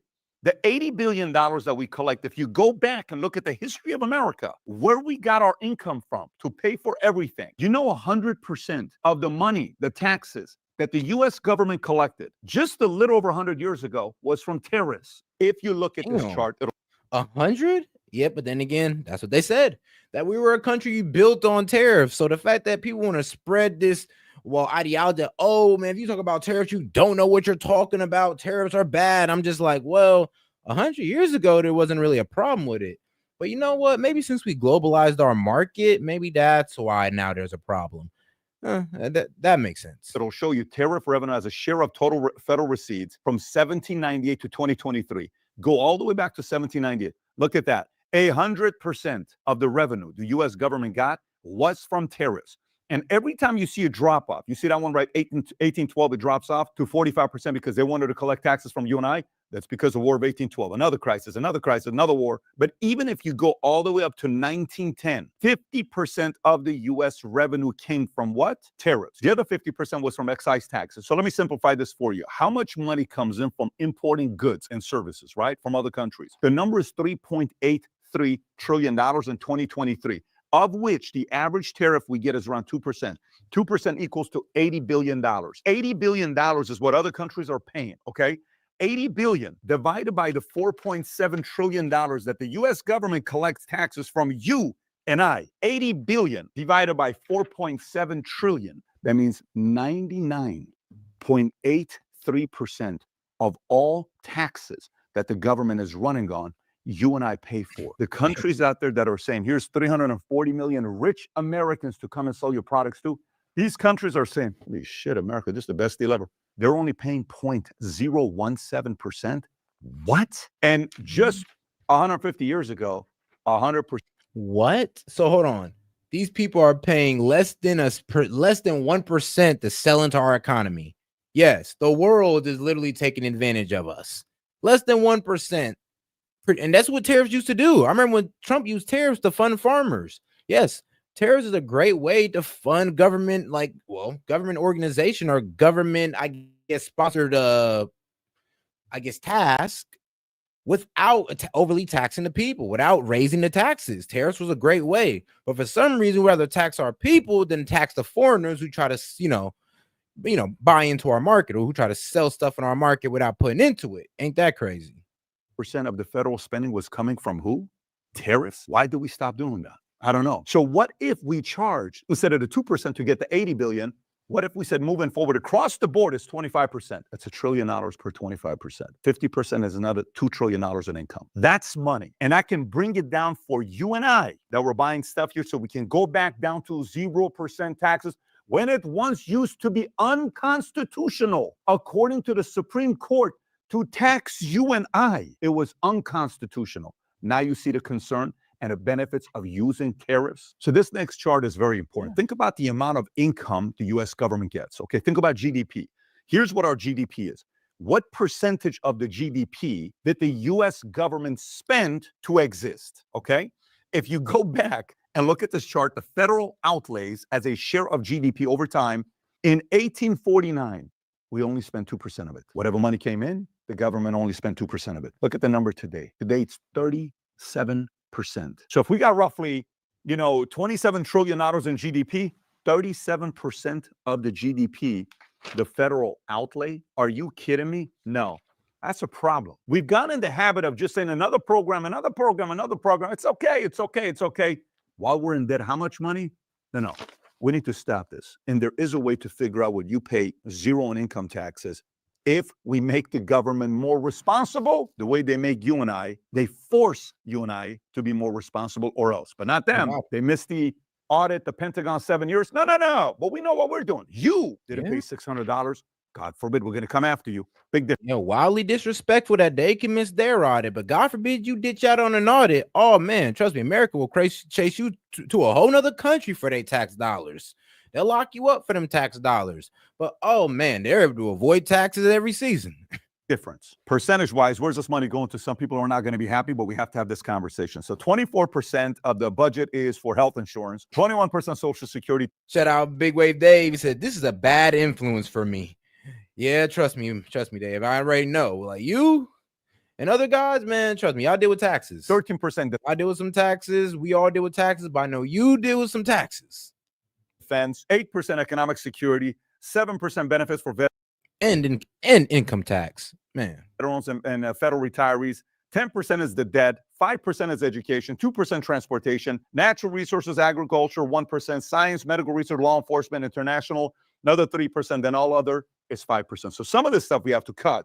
Some of the stuff we have to get somebody else to pay for, and you'll see how. So in other words, if you look at health insurance, 2023 was 24%, 1.6 trillion. If you look at Social Security, 21%, 1.4 trillion. If you look at defense, 820 billion. This is a lot of money that's being spent just with those three. Just those three combined is 57%. He said, no, I mean all of this. He said the whole thing's a bad influence. It'd be like that. It'd be like that. So here's what's important to think about. When we funded wars, every time we funded wars, the government will come and say, hey, people, guys, we need some money. Can we get some money from you guys? And we put some tiers of taxes, between this income and this income, 1%, 2%, 3%, 4%, and it will go to 7%. Nothing crazy is where it would go to. Then we'd say, okay, once we pay off the debt from this war, we'll stop doing taxes again. Okay, fine. And Americans trusted it. Lincoln, hey, we need some money for Civil War. How long are you going to do this, Lincoln? It's going to be 10 years. Okay, cool. Let's do it. Wave Dave. 3% income over $800. Couple other things that they. And shout out Big Wave Dave. He's like, I'm out here saying, I should be asleep right now. Hey, man, but you're here with us and we appreciate you, man. Americans trusted it. Lincoln, hey, we need some money for Civil War. How long are you going to do this, Lincoln? It's going to be 10 years. Okay, cool. Let's do it. 3% income over $800.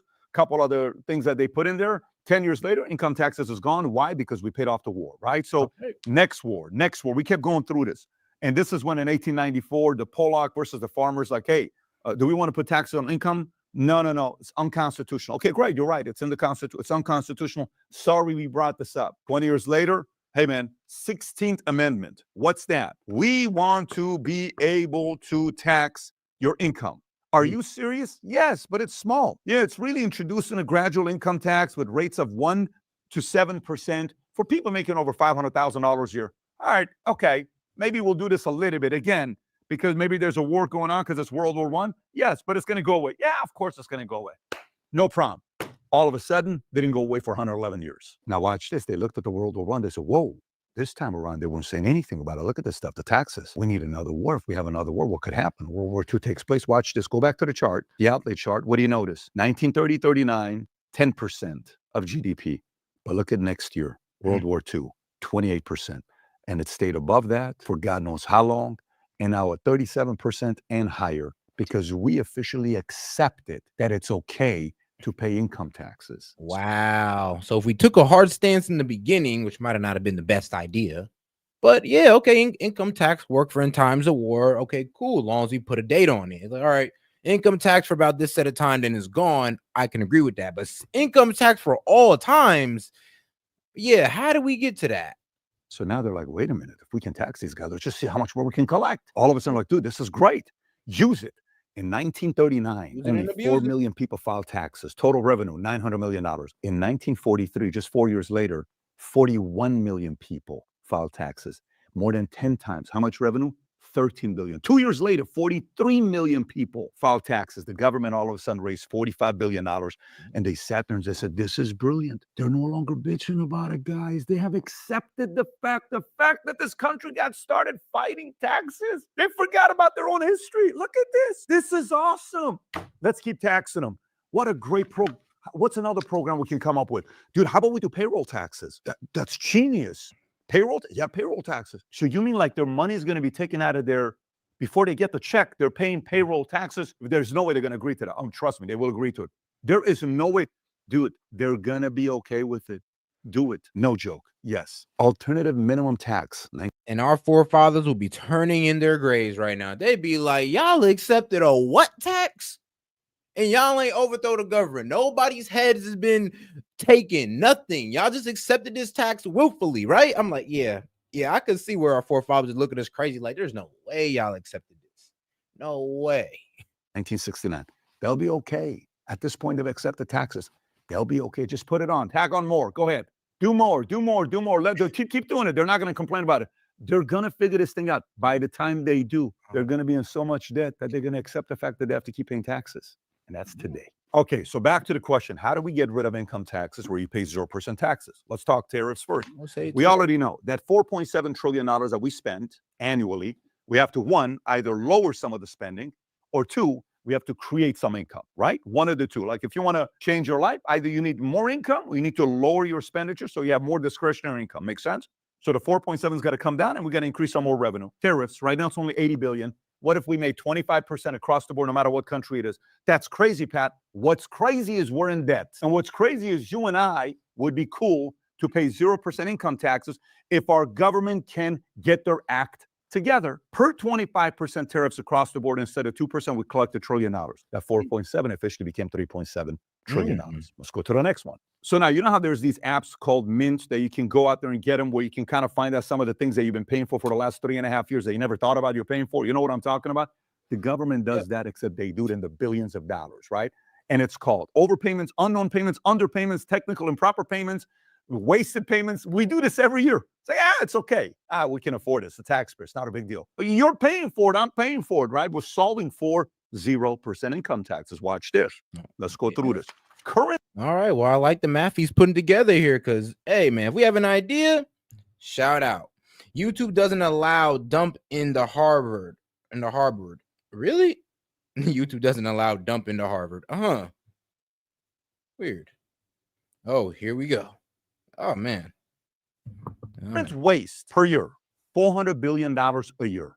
Oh, my bad. YouTube doesn't allow dump it into Harvard. Sorry. Mike was in the way. But yeah, YouTube doesn't allow dump it into Harvard. That's 25% spending on inefficiencies and fraud just in health insurance programs. And there's an estimated additional $200 to $300 billion due to inflated pricing of drugs, treatments, and administrative overhead. You combine those two together, that's another $650 billion. Social Security, another $3 billion of wasted payments. So that's now $653 billion. Defense, another $123 billion of procurement inefficiencies and fraud. Add another $123 billion there. Then you have another price gouging in defense that could add another $50 to $100 billion per year. Let's say it's only $75 billion. That's $198 billion of wasted. And shout out Johnny with the 199. Appreciate the support. He says, does now. Weak as hell. It's like, bro, dump it into Harvard? I mean, what is that? Am I missing something?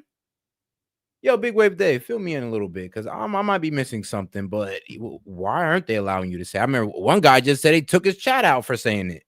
The payments just for defense. Where are we at now? $851 billion. We just found another $1 trillion of wasted spending. Hello, that 4.7 with 25% tariff just went to 3.7. With this 850, went to 2.8, 2.9. Interesting. What else can we do? Let's continue. We got another one for you. In 2023, federal agencies alone made $236 billion in improper payments. Okay, 175 billion was overpayments. That's 74% of it. Overpayments. So you overpaid $175 billion and you recorded it. It's crazy. I mean, like, come on now. That's not something I really want to report. But hey, and unknown payments is even scarier. I mean, like 44 billion of unknown payments. You can't tell me what shell company, what individual. No, you can't tell me nothing. It's unknown. Okay. Unknown payments, 45 billion. Underpayments, 11.5 billion. Technical improper payments, 4.6 billion. We just found another $236 billion. I think we're now at around 2.6, 2.5 trillion. Not bad. All right, this next one's going to be a little bit weird, so we have to negotiate in a creative way. Do you know how many personnel, U.S. military personnel we have around the world? It's roughly 168,571. So let's say 170,000, right? Of which country think has the most? Japan. In Japan, we have 53,246 personnel there, okay? Germany's got 35K. South Korea's got 24K. Italy's got 12. And United Kingdom's got 10,000. Now, why are we there? We're there partially because these countries want us to be there to feel protected and safe. Japan, protected from who? China. You got South Korea, protected from who? North Korea. Everybody is protected from somebody. They want United States presence there. However, who's paying for it? Why are we paying for it? Are we not giving you protection? If I ask 40 people to come and provide security for an event of mine, am I paying for them or are they paying for? I mean, who's paying for what? I'm asking for protection. You want protection? Yes. Guess what? Why don't you pay for it? Matter of fact, we went and pulled up the number of how much U.S. has spent protecting Japan since 1945 till today. You know what that number is? roughly $500 billion. Interesting. What country do we owe the most money to that they bought bonds with us? I think it's roughly 1.1 trillion. You know what it is? I think it's Japan. What if we go back to Japan and we say, hey, Japan, we know we're making payments to you of such and such amount. Guess what? We've kind of protected you for the last 80 years. It's a long time that we've been doing this for you. That's a long time. It's a $500 billion cost to us. It's starting to get expensive. We're thinking about pulling everybody out. However, there's only one way we'll stay there. What's that? One, the debt that we owe you, we need to split it in half. And two, moving forward, for this that we have, you need to pay us $45 billion every year. What are you talking about? That's our cost. We're passing the cost over to you for protection. Would you like that? Because China's around the corner and they're getting more powerful. No. Well, then let's figure this thing out. So this is a creative way of That's what I'm saying. It's like we literally protect people for like pennies on the dollar, and it don't make no sense. It don't serve us, and they only take advantage of us. And like, come on now, really? We don't charge Japan? Yeah, we need to start charging them and getting some of this money back to help our people. But hey, it is what it is. And shout out Big Wave Dave, because he's gonna explain to me what the hell's going on in the chat and about this phrase he mentioned. Hey man, what's good, Big Wave? Yo, brother. All right, what's going on?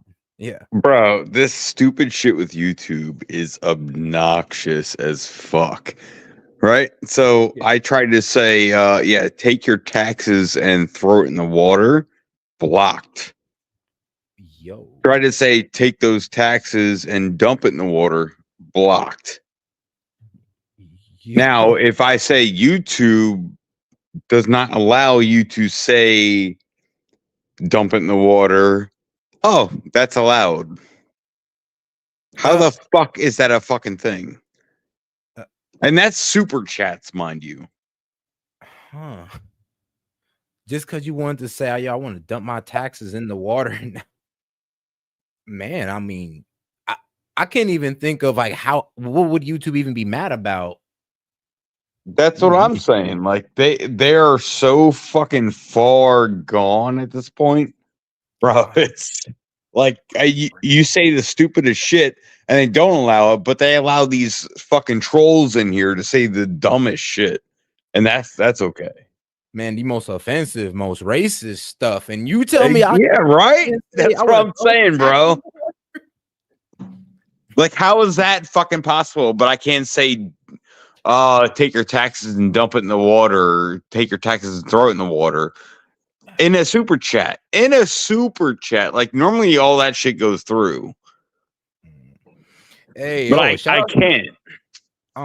Hey, shout out Snow Mexican, man. Because I think it was my first. Hey, I haven't seen you a while in the Discord, so make sure you pull up more. But it's been a while, motherfuckers. 10 more days and I'll be back. Haha. I'm like, damn, 10 more days. Shoot. Well, hope you out more there. Days for what? What are you on parole? Man, that's what I'm thinking. I'm just like, yo.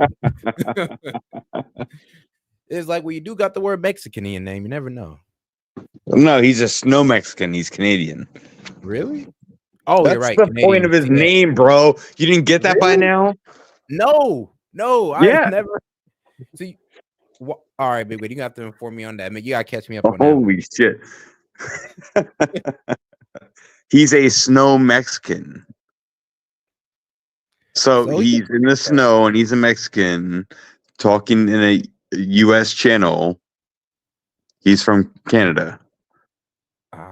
Okay. Well, at least you caught me up on that. But all right, man. I appreciate you for explaining that to me, man. We're gonna go. Honestly, it took me a minute to get that too. I'm not gonna lie. But when we started you don't remember the Blame Canada shit? Oh yeah. Okay, now I do. But I just kind of forgot the reference. I remember the movement. You didn't get the reference. You didn't forget it. You didn't get it. Yeah, good point. When Snow was like, "Oh yeah, that's funny." No, is that a problem? Like, no, you good. It's just no, we don't care. You're on our side. If you're not on our side, then we don't give a shit. So, like, hey, not like the other Mexican talking about we should take away our guns. It's like, hell no. Nah.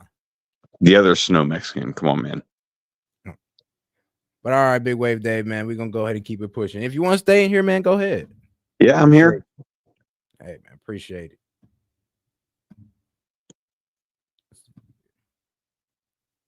Oh wait, am I still gonna be live, like in the chat? Yeah, yes, you are actually. Wait, you're still in the chat right now, aren't you? No, I'm just saying, like, you're not gonna mute me and like go back to. Okay, all right, no, go ahead. All right, yeah, no, you're good. You're good.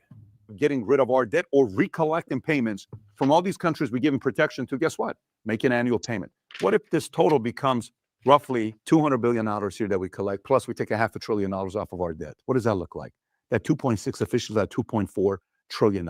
Another savings in our annual expenditure. This next one is creative, and the right creative minds can come up with an idea here. Do you know the U.S. government owns roughly 28% of all the land in the U.S.? That's 640 million acres. Of the 640 million acres that they own, 10% of it, 64 million acres, is land that you can develop on. So what if we take that 64 million acres and we go to some folks and we say, hey, we want to sell this land. We want to offer you to come in here.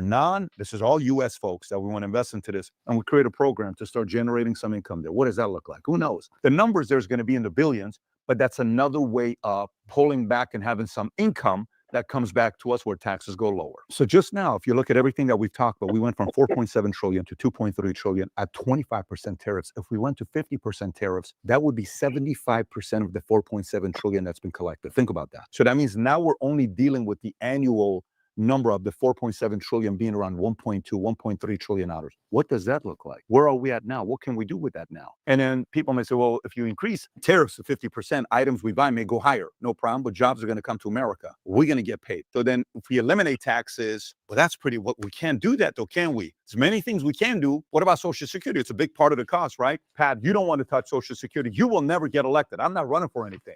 I'm not trying to get elected, but Social Security expenditure, we're talking about $1.4 trillion per year. What if we say the following? Whoever got Social Security. All right, so let me talk about Social Security for a second. And this is real life shit that I've seen, right? Yeah. So there's different tiers of Social Security, right? There's Social Security disability. There's actual Social Security for like the old people. Social Security for the old people, we should not get rid of. Social Security disability, that needs to be highly scrutinized, and there needs to be like if you can't work for a certain reason with the Social Security disability, then okay. But I also think that people should have to pay into it first before they get to that point. Okay, yeah. Oh, okay. So pretty much there's people who get on disability who never even paid into disability. Correct. So my brother is one of them. My oldest brother. Now I'm the youngest in children of four. My oldest brother, he's on Social Security disability. Never really had a real job. Never really paid Social Security disability. Because we all, when we get paychecks, we all pay into that. Yeah, that's true. But you have people like my brother who he never really worked a real job in his entire life.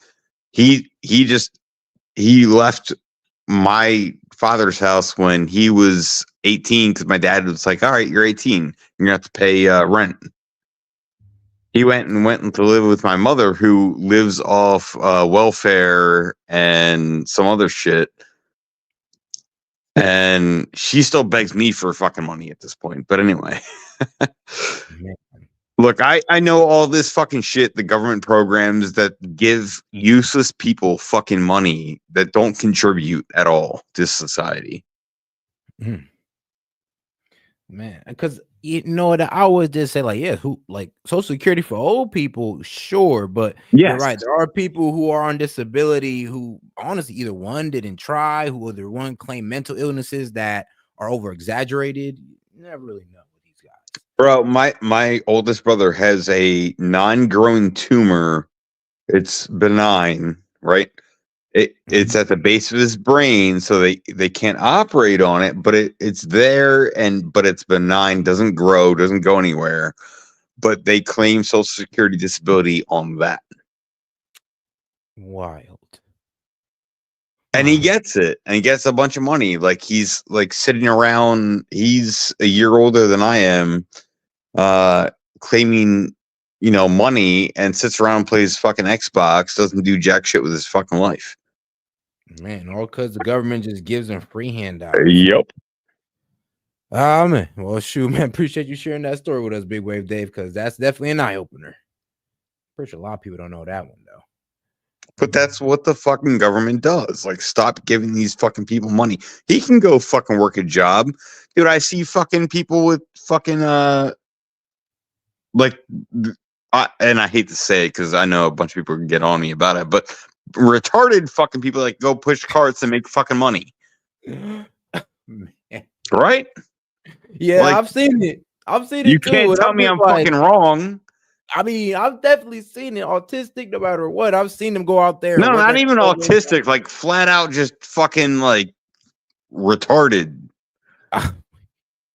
No, I know And exactly. I don't what give a you're fuck. You all can fucking suck my nuts if you think that's fucking hurtful, but it's fucking true. Like people that have severe mental disabilities, they deserve that. Not people like my fucking brother who's just immature for his fucking age. Yeah, for the mental, I'm just using medical term, mental retardation. Yeah, those who really There you can't go. do nothing for themselves. Because I've seen it. I've seen like one of my best friends. He has a mentally retarded. What was it? I think a cousin, and literally she, honestly, well, they're taking up space. That's it. She can't do nothing for herself, anything. So it's just like, yeah, they should get Social Security. The one person who takes care of them should get maybe some Social Security if it's a parent. But They have a whole fucking shit now where there's this company that if you're a caregiver for somebody that's like not able, there's a company that actually pays you to take care of them. And it's not the government, it's just a company. Ain't that crazy, huh? Well, then, all right, sure, all right. But let's just go ahead and move the topic along on this one because I did want to get to this video. BRIC countries just ditched the US dollar. It came out about 19 hours ago. Let's see what they're talking about on this one. Up to their free newsletter using the link in the description. You've probably seen the headlines over the past year or two claiming that more and more countries are, quote, ditching the US dollar. And while some of it might sound like media hype, there's actually a lot of truth behind these moves, and it's a story worth understanding. The dollar is a dominant international currency. This gives the US an enormous amount of power when it wants to invoke financial sanctions. The shift are, of course, the BRICS nations: Brazil, Russia, India, China, and South Africa. But let's be real, the major players driving this change are Russia and China. In response to Western sanctions on some members, BRICS countries have accelerated the development of an independent international payment system. But to understand the gravity of what's currently happening with these BRICS countries, we first need to understand what it means for the US to be the world's reserve currency. And the best way to start talking about this is by talking about global trade. Most of the transactions that occur as a part of trade between countries happen in US dollars, and that gives the US enormous leverage. In fact, 96% of trade invoicing in the Americas, 74% in the Asia Pacific region, and 79% in the rest of the world is conducted in USD. The only exception is Europe, where the euro is dominant. Commodities like gold and oil are priced in US dollars, regardless of where they come from. And ultimately, what this dominance means is that countries need to keep a stash of US dollars to be able to buy and sell stuff in this international trade system. It's kind of like if I went to the US and I tried to buy a Big Mac with my Australian dollars. They're not going to take that. I need to buy US dollars to then buy the burger. I need to have a reserve of USD to make sure I can buy the things that I need. So that's the first element. The second is that when these trade transactions take place between countries, not only are they most commonly cleared in US dollars, but they most commonly take place through US-based banks. And this is really the secret sauce that gives the US so much global power. Why? Because, well, if they get cranky, they can block these trade transactions. And in a lot of cases, that's what's predominantly happening when the... Yeah. I'm so sorry, brother. I just have something to say to chat because I'm reading chat. Yeah, what's up? Hey guys. So I have real life experience. Any of you that don't have real life experience and don't know anything about it, don't comment on it because you don't know any better. All right. Shoot, Just my man. thoughts. All right, gotcha. US Oh. imposes financial sanctions on a country. For example, the United States has imposed extensive trade sanctions on Iran for decades, primarily in response to concerns over Iran's nuclear program, ballistic missile development, and support for terrorism. Now, in 2022, the US prohibited American banks and institutions from processing dollar-denominated transactions involving Iran. Now, this effectively barred Iran from accessing the global dollar clearing network, as all dollar transactions must pass through the US banking system. Now, that wasn't the only way the US flexed their muscles to impose sanctions on Iran, but just that one factor alone meant that Iran's ability to sell oil internationally was drastically reduced. In fact, have a look at this timeline of Iranian oil exports. The US imposed sanctions here in 2012. Exports dropped dramatically. Then in 2015, Iran signed a nuclear deal with the US, UK, France, China, Russia, and Germany, and sanctions were lifted. Their oil exports rose from 1 million barrels per day in 2015 to over 2.5 million barrels per day by 2017. And then in 2018, Trump reinstated the sanctions once again, and their exports fell to 330,000 barrels a day in late 2019.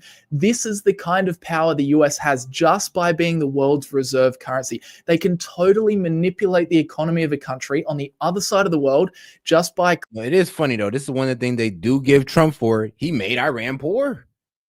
He definitely did make them poor. Them sanctions definitely hurt. And Iran, seeing that they're a big exporter of oil and everything, and you got to buy oil or sell it in USD, yeah, that hurts. That definitely hurts.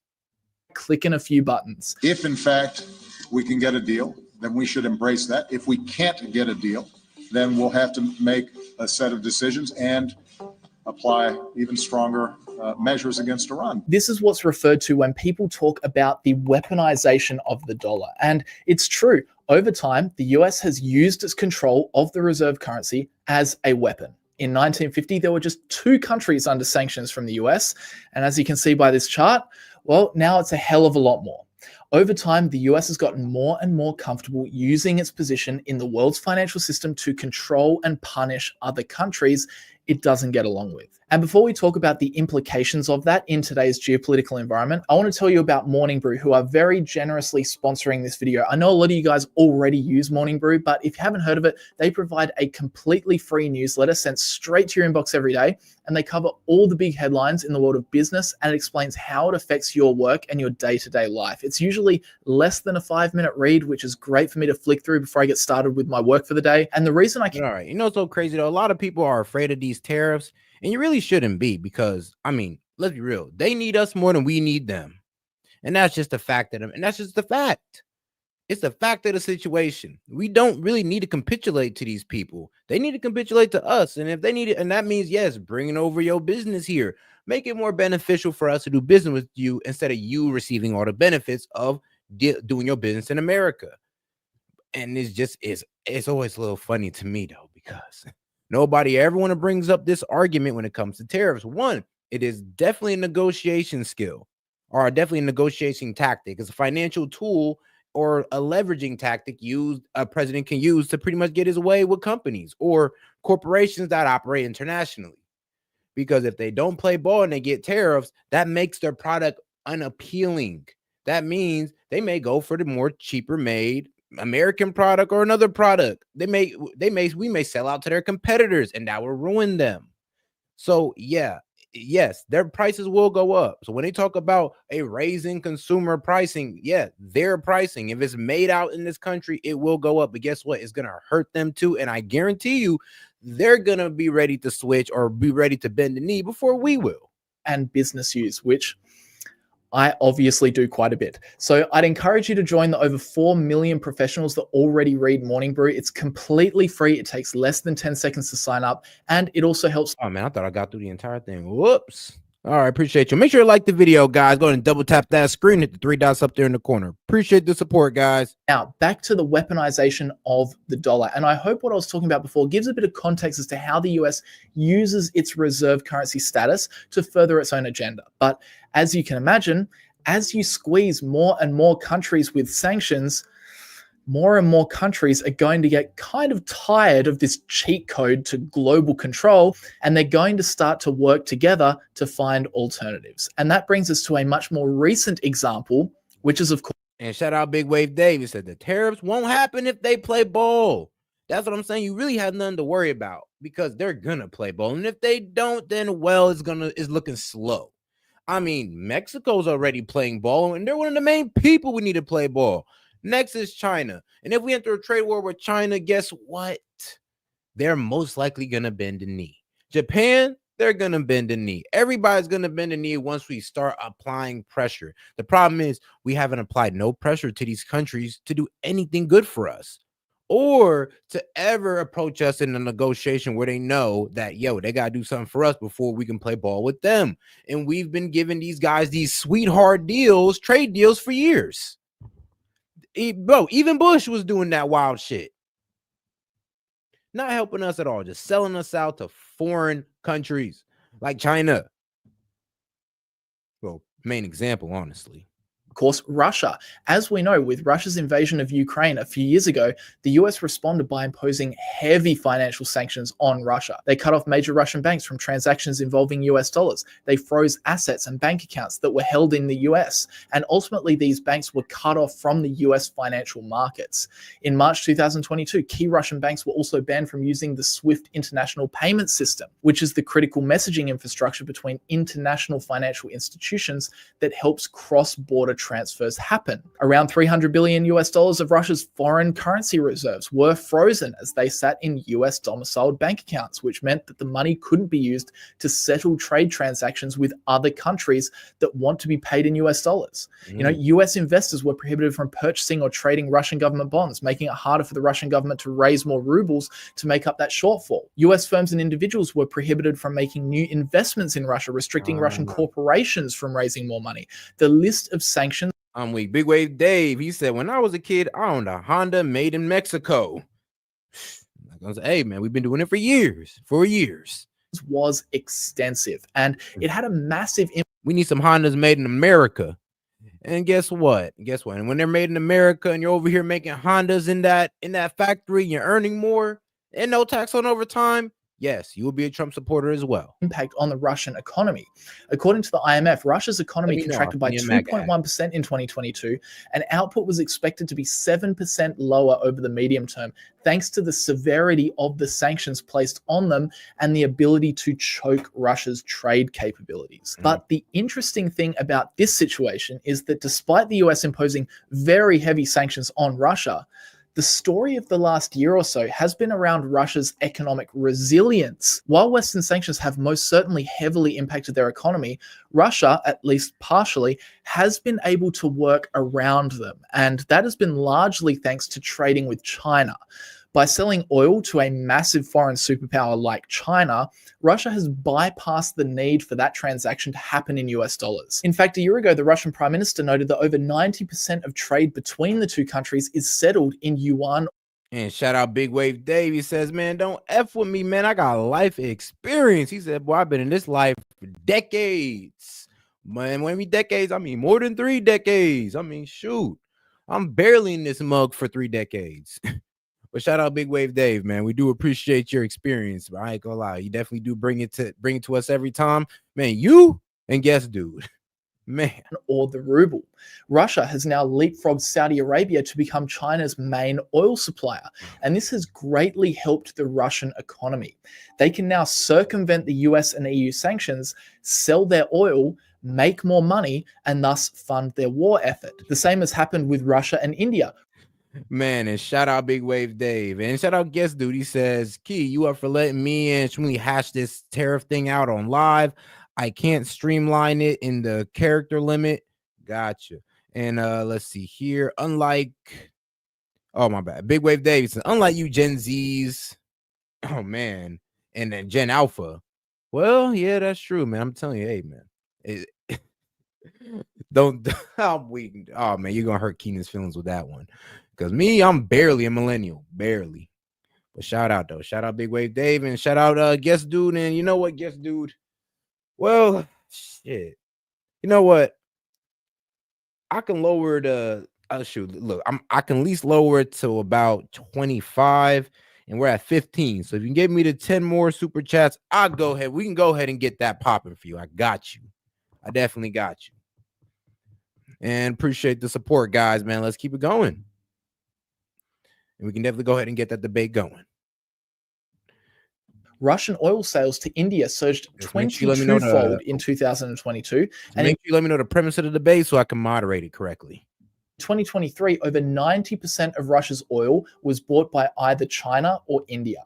Now, this was all done in the face of Western sanctions. So it's a pretty clear message that in terms of global trade, these BRICS nations, Brazil, Russia, India, China, and South Africa, are seriously committed to working together to get around the need to transact in US dollars. Alongside SWIFT, there now exists CIPS, China's cross-border interbank payment system, which was introduced in 2015. Shout out Zoloff, man, and shout out Big Wave Dave. He's like, all in, let's go. Man, all right then. Shoot. All right, y'all trying to get us to that 25, Big Wave Dave. Then they're about to try to get us to the 3. Either way, we'll open up that call-in line. And remember, it's Big Wave Dave. Of course the man could come on. I needed him to come on to explain the whole Snow Mexico thing, because I ain't gonna lie, I don't think I was gonna be able to sleep, guys. 15 supporting transactions in Chinese yuan. Russia launched their version of SWIFT called SPFS in 2014, deliberately to circumvent SWIFT sanctions. BRICS nations are now also looking to buy up a lot of gold reserves, a move that gold investors have been very happy with, as it sent the spot price surging to new all-time high after new all-time high over the past year or so. China's central bank, the People's Bank of China, started accumulating more gold back in November 2022 and continued buying for 17 consecutive months, with the PBOC adding a total of 314 tons of gold by March 2024, bringing its official holdings up to 2,262 tons. Now, as of October, the PBOC has paused its gold purchases for 6 consecutive months, likely due to the sky-high gold prices, but the major increase in gold holdings is a pretty obvious sign that they're bolstering non-US dollar reserves, reducing their dependence on the dollar and thereby mitigating exposure to geopolitical risks. Russia has also been increasing their gold purchases, with Russia's finance ministry announcing in September that they were upping their gold purchases from 1.12 billion rubles per day to 8.2 billion rubles per day for a month, specifically noting that increased revenue from oil and gas sales was the source of... You know, it's crazy. As this man's telling this story, I'm feeling him more. I'm kind of feeling Russia more and more why they started this whole BRICS thing. And I'm feeling how why the other countries was like, you know what, bro, that's a fantastic idea, because America's getting a little bit reckless with their dollar. They're getting a little bit too overconfident. I mean, maybe if they'd have been a little like, I mean, we can flex muscle, but when we're getting hostile with it, when we're damn near ready to destroy whole economies, which would hurt people over it, that is where I can see countries being like, yeah, I'd rather not deal with y'all at all. I can see that. I can understand it as well. Funding for the gold purchases. As of October 1st, 2024, the monetary value of Russia's gold purchases increased by 10.95 billion, bringing gold to 30. And to be fair, S.E.T and Key definitely get their goal from this, man. And shoot, we almost there, G. We're at I believe we're at 242. Yep, we're at 242, man. We just need about a little bit more. We'll go ahead and 300 or 50 or 25 super chats. So really right now we're at 7. Appreciate you, Big Wave Dave, man. Shout out. 1.5% of the country's total reserves. And as I'm sure you can start to understand, all of this gold buying further weakens these BRICS nations' dependence on the US dollar for global trade. If they all hold large amounts of gold, they all hold a common trading asset that isn't the US dollar. And some have even speculated that this accumulation... Oh, and Discord. All righty. All right. You know what? It's y'all. All right, fine.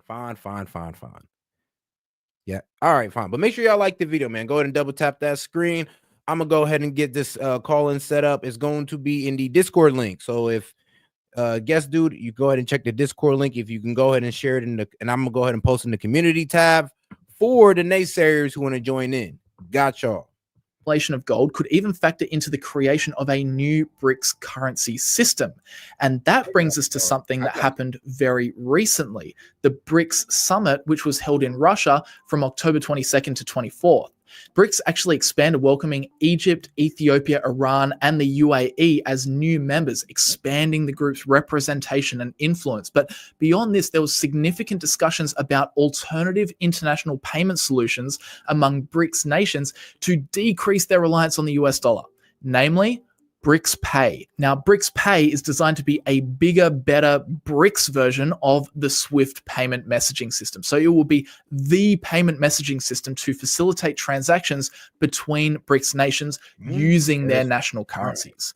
You also probably heard that they're hoping to use blockchain technology to ensure transparency and security and also to speed up processing times. But the main thing you need to understand about this proposed system is not the intricacies of how it's going to work. The more interesting story is why it's being proposed. And while people may not say it officially, the number one reason to create something like this when a perfectly functional US-backed system already exists is to make sure US sanctions don't affect you. If your country was to get blocked from SWIFT, it wouldn't matter because most of your trade is carried out through BRICS Pay in your local currency. The current international system of payment, so-called SWIFT, is under control of the West. So we as BRICS are well advised to move forward into creating an alternative to SWIFT. And that's what the Russian authorities, together with other BRICS countries, are pursuing right now.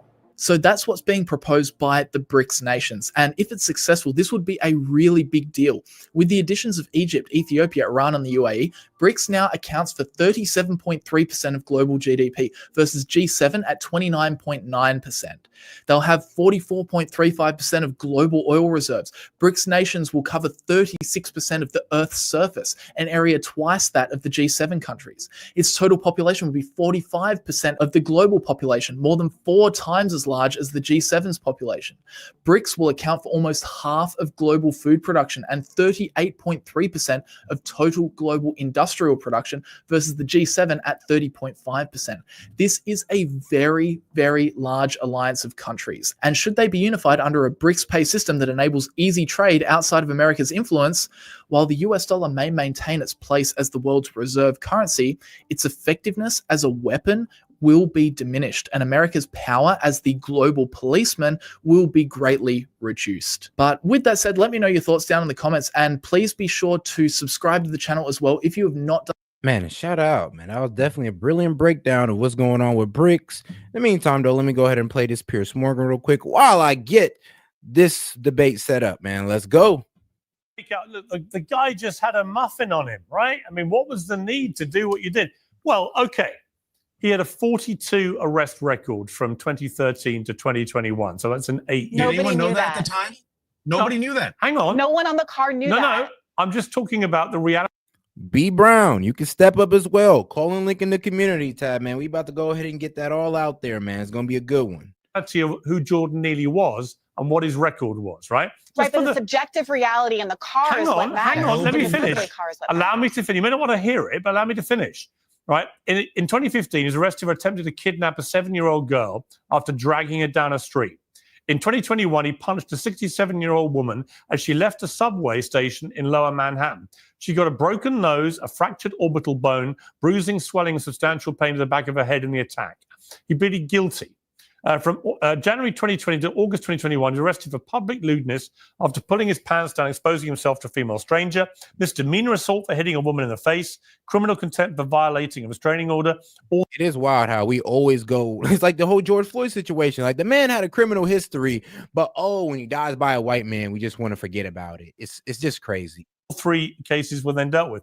This is a guy with a prolonged history of violence. All right, attempted guys. Kidnap. Appalling.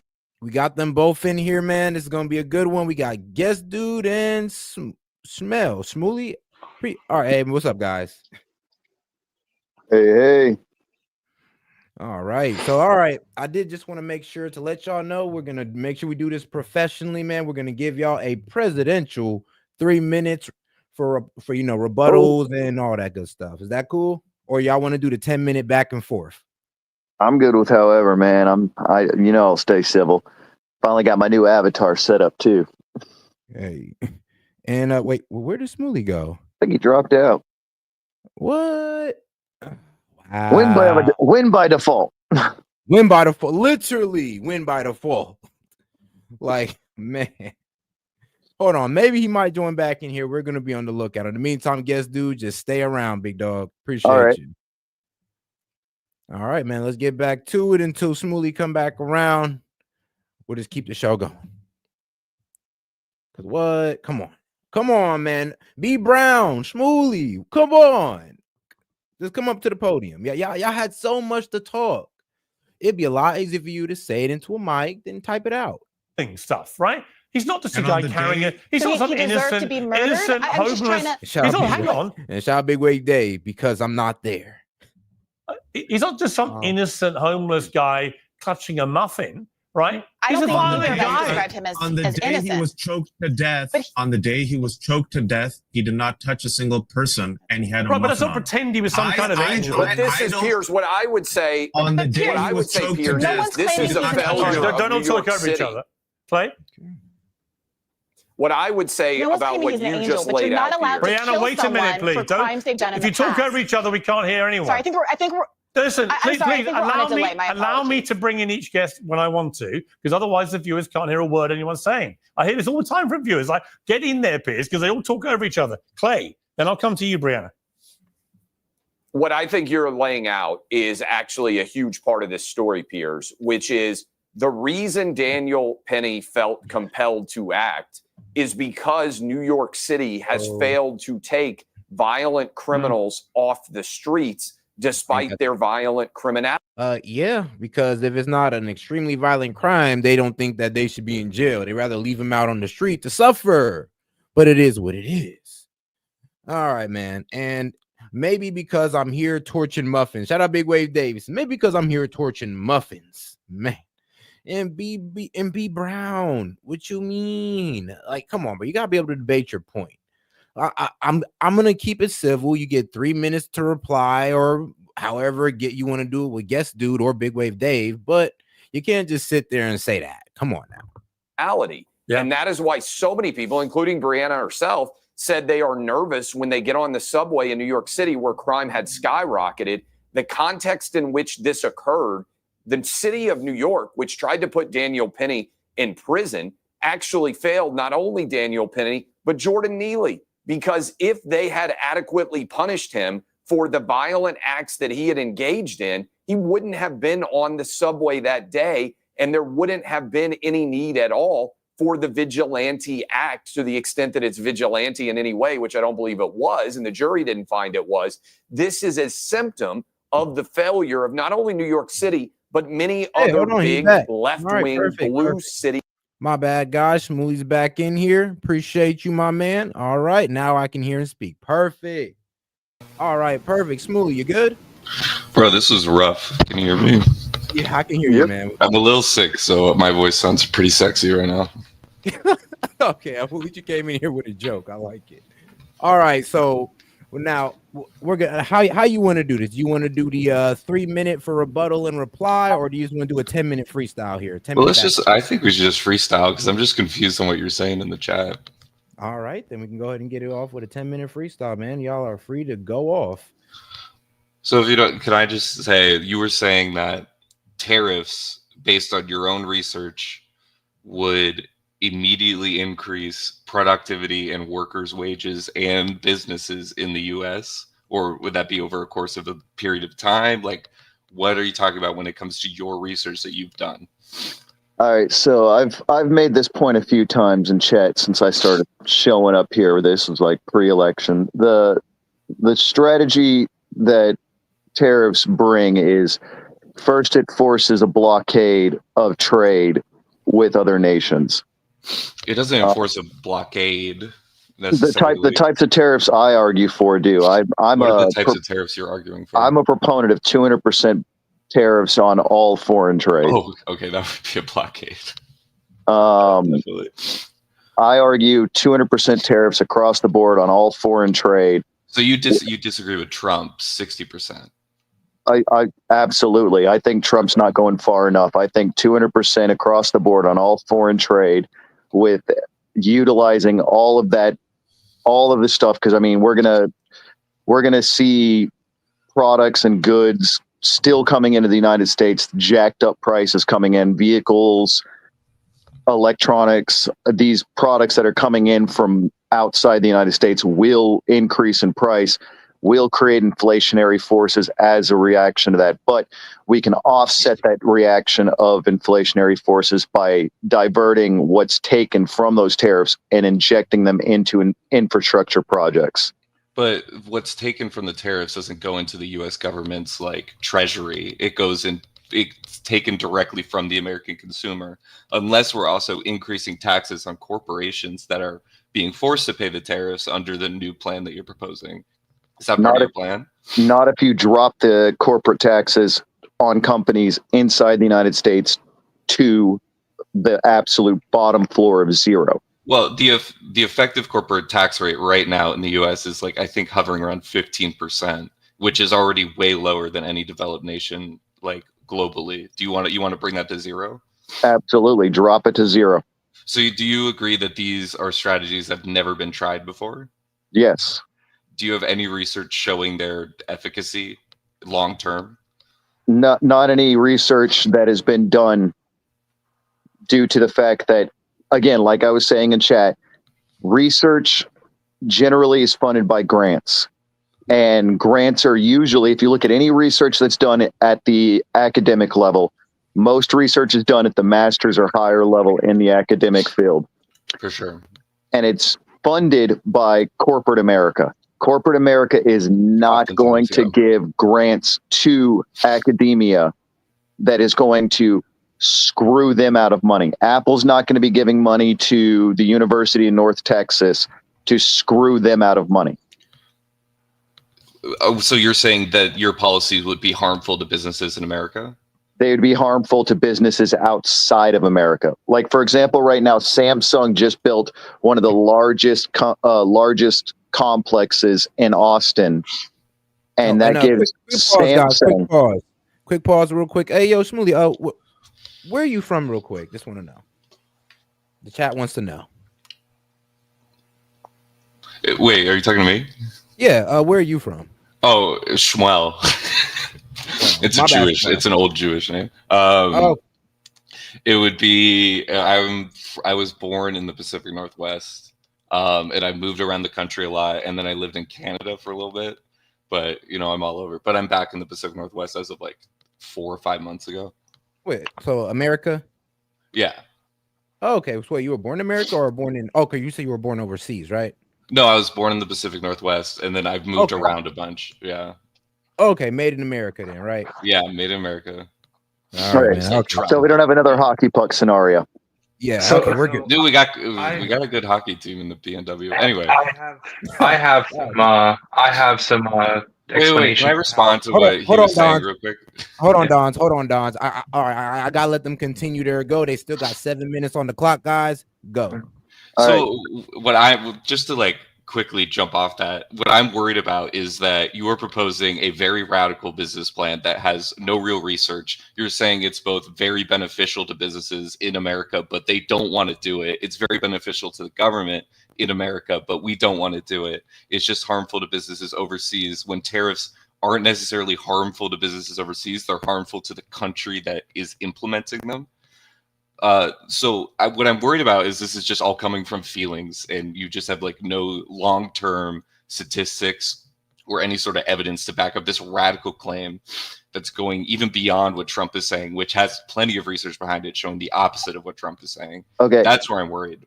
Well, see, the thing is, I'm not going off of feelings. I'm going off of close to this. I've done But you it. said yourself that there's no evidence for this because it would harm the bottom line of Chinese corporations.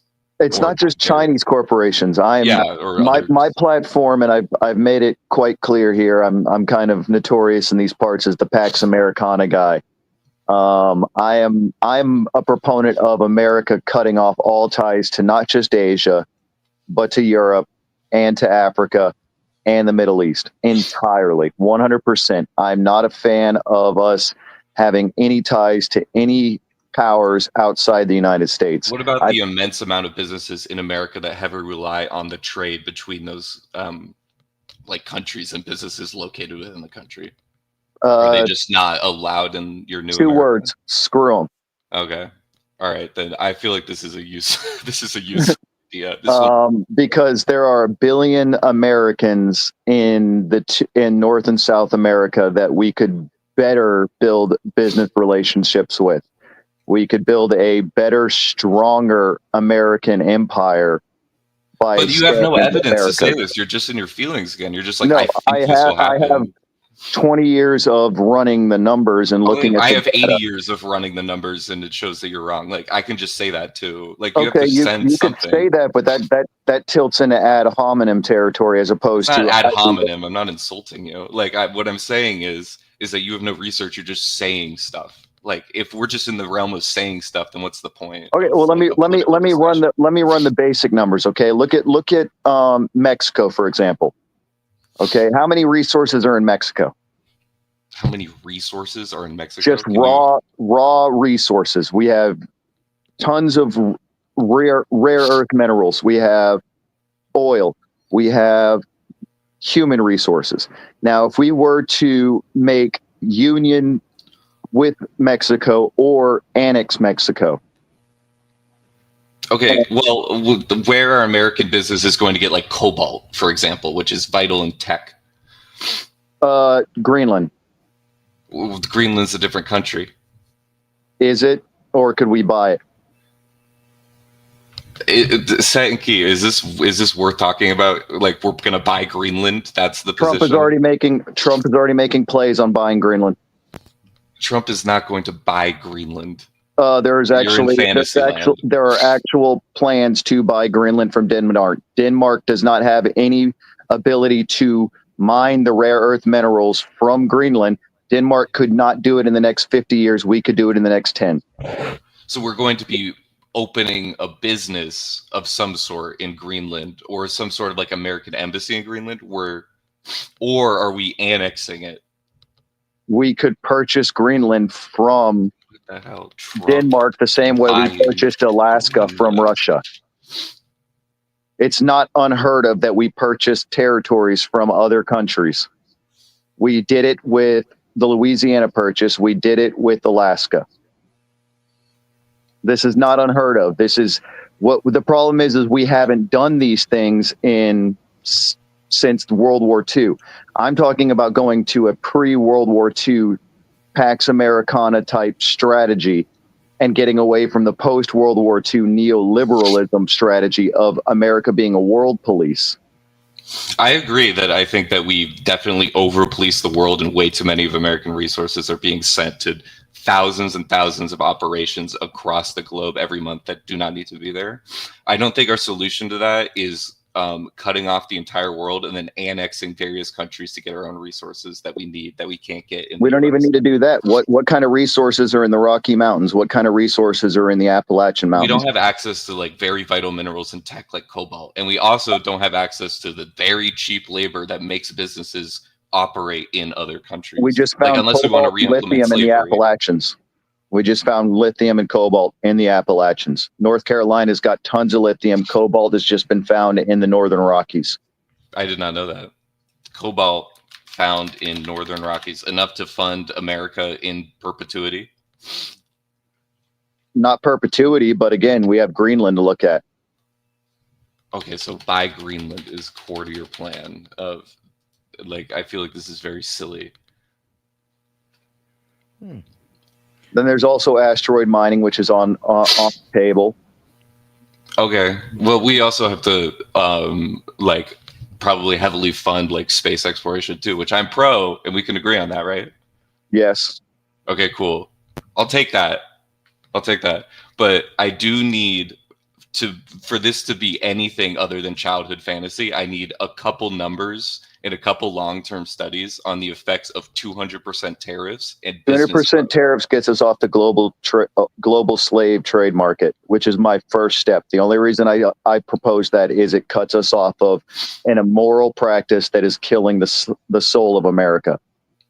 I think like we can even go beyond and actually like nationalize the businesses that are implementing like slave trade as the core of their business strategy, such as Apple, such as Nestle, such as Nestle chocolate and water, right? Like That just I would that just love. centralizes us more underneath the federal government, and I'm against that. I'm more of a decentralizer. More power to you, but like I would love to see like some long-term investment on punishing the companies that engage in Yeah, these that's why the crimes. 200% tariffs are there. You literally just gutted their ability to make profit in America.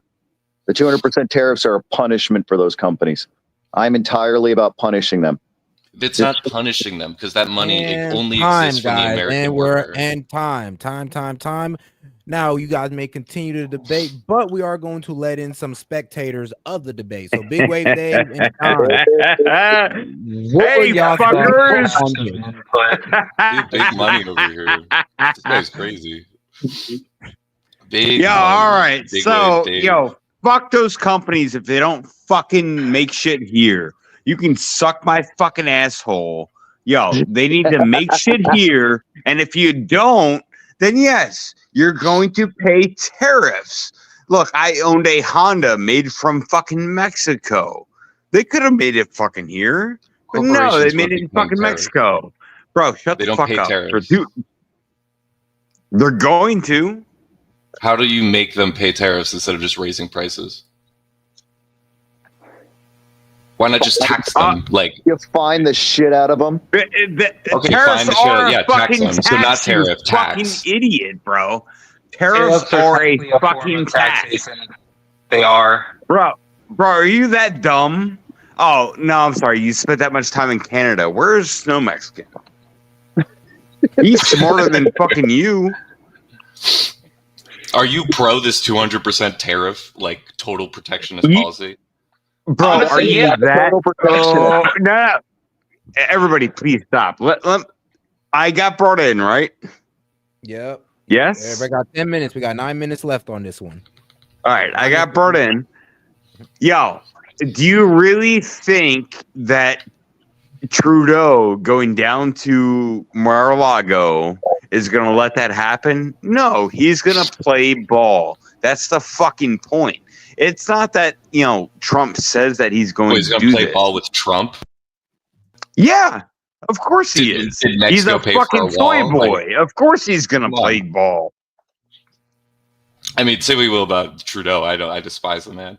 But like, look at the history of Trump. Like, we're not going to be getting these large scale things across. Like, Trump, at the end of the day, is going to be a neocon, just as all the neocons before him. We're not going to get Oh a my 200% Lord. ultra protectionist like policy coming through. Bro, I'm sorry, 60% bro. You tariffs are also are going to be passed on to the American Okay. worker. All evidence That's fine. points to my side. You're just in your Talk feelings over over me. here. No, I'm not in my feelings. I'm in what the country decided.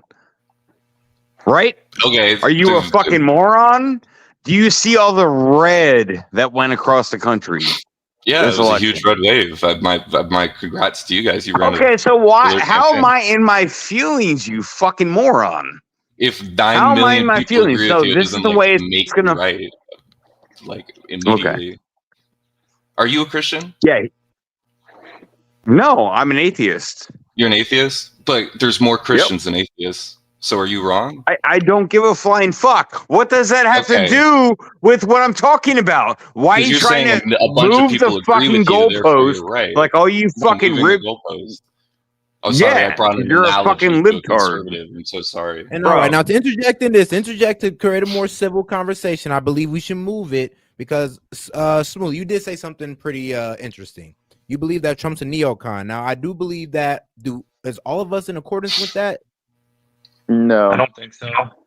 All right, then let's debate that point. Smoothie, please explain to us in about a minute or less why you think Trump's a neocon. Oh, my bad. Don's, before you explain that, Don's, go ahead and get the last point on that. Yeah, I had some stuff I wanted to explain about the whole idea behind the whole tariff thing. Don's in here. Yeah, people. Oh, people sorry, man. How are you doing? What the idea? Hello, nice to meet you. This is coming from someone, by the way, who works in the corporate industry.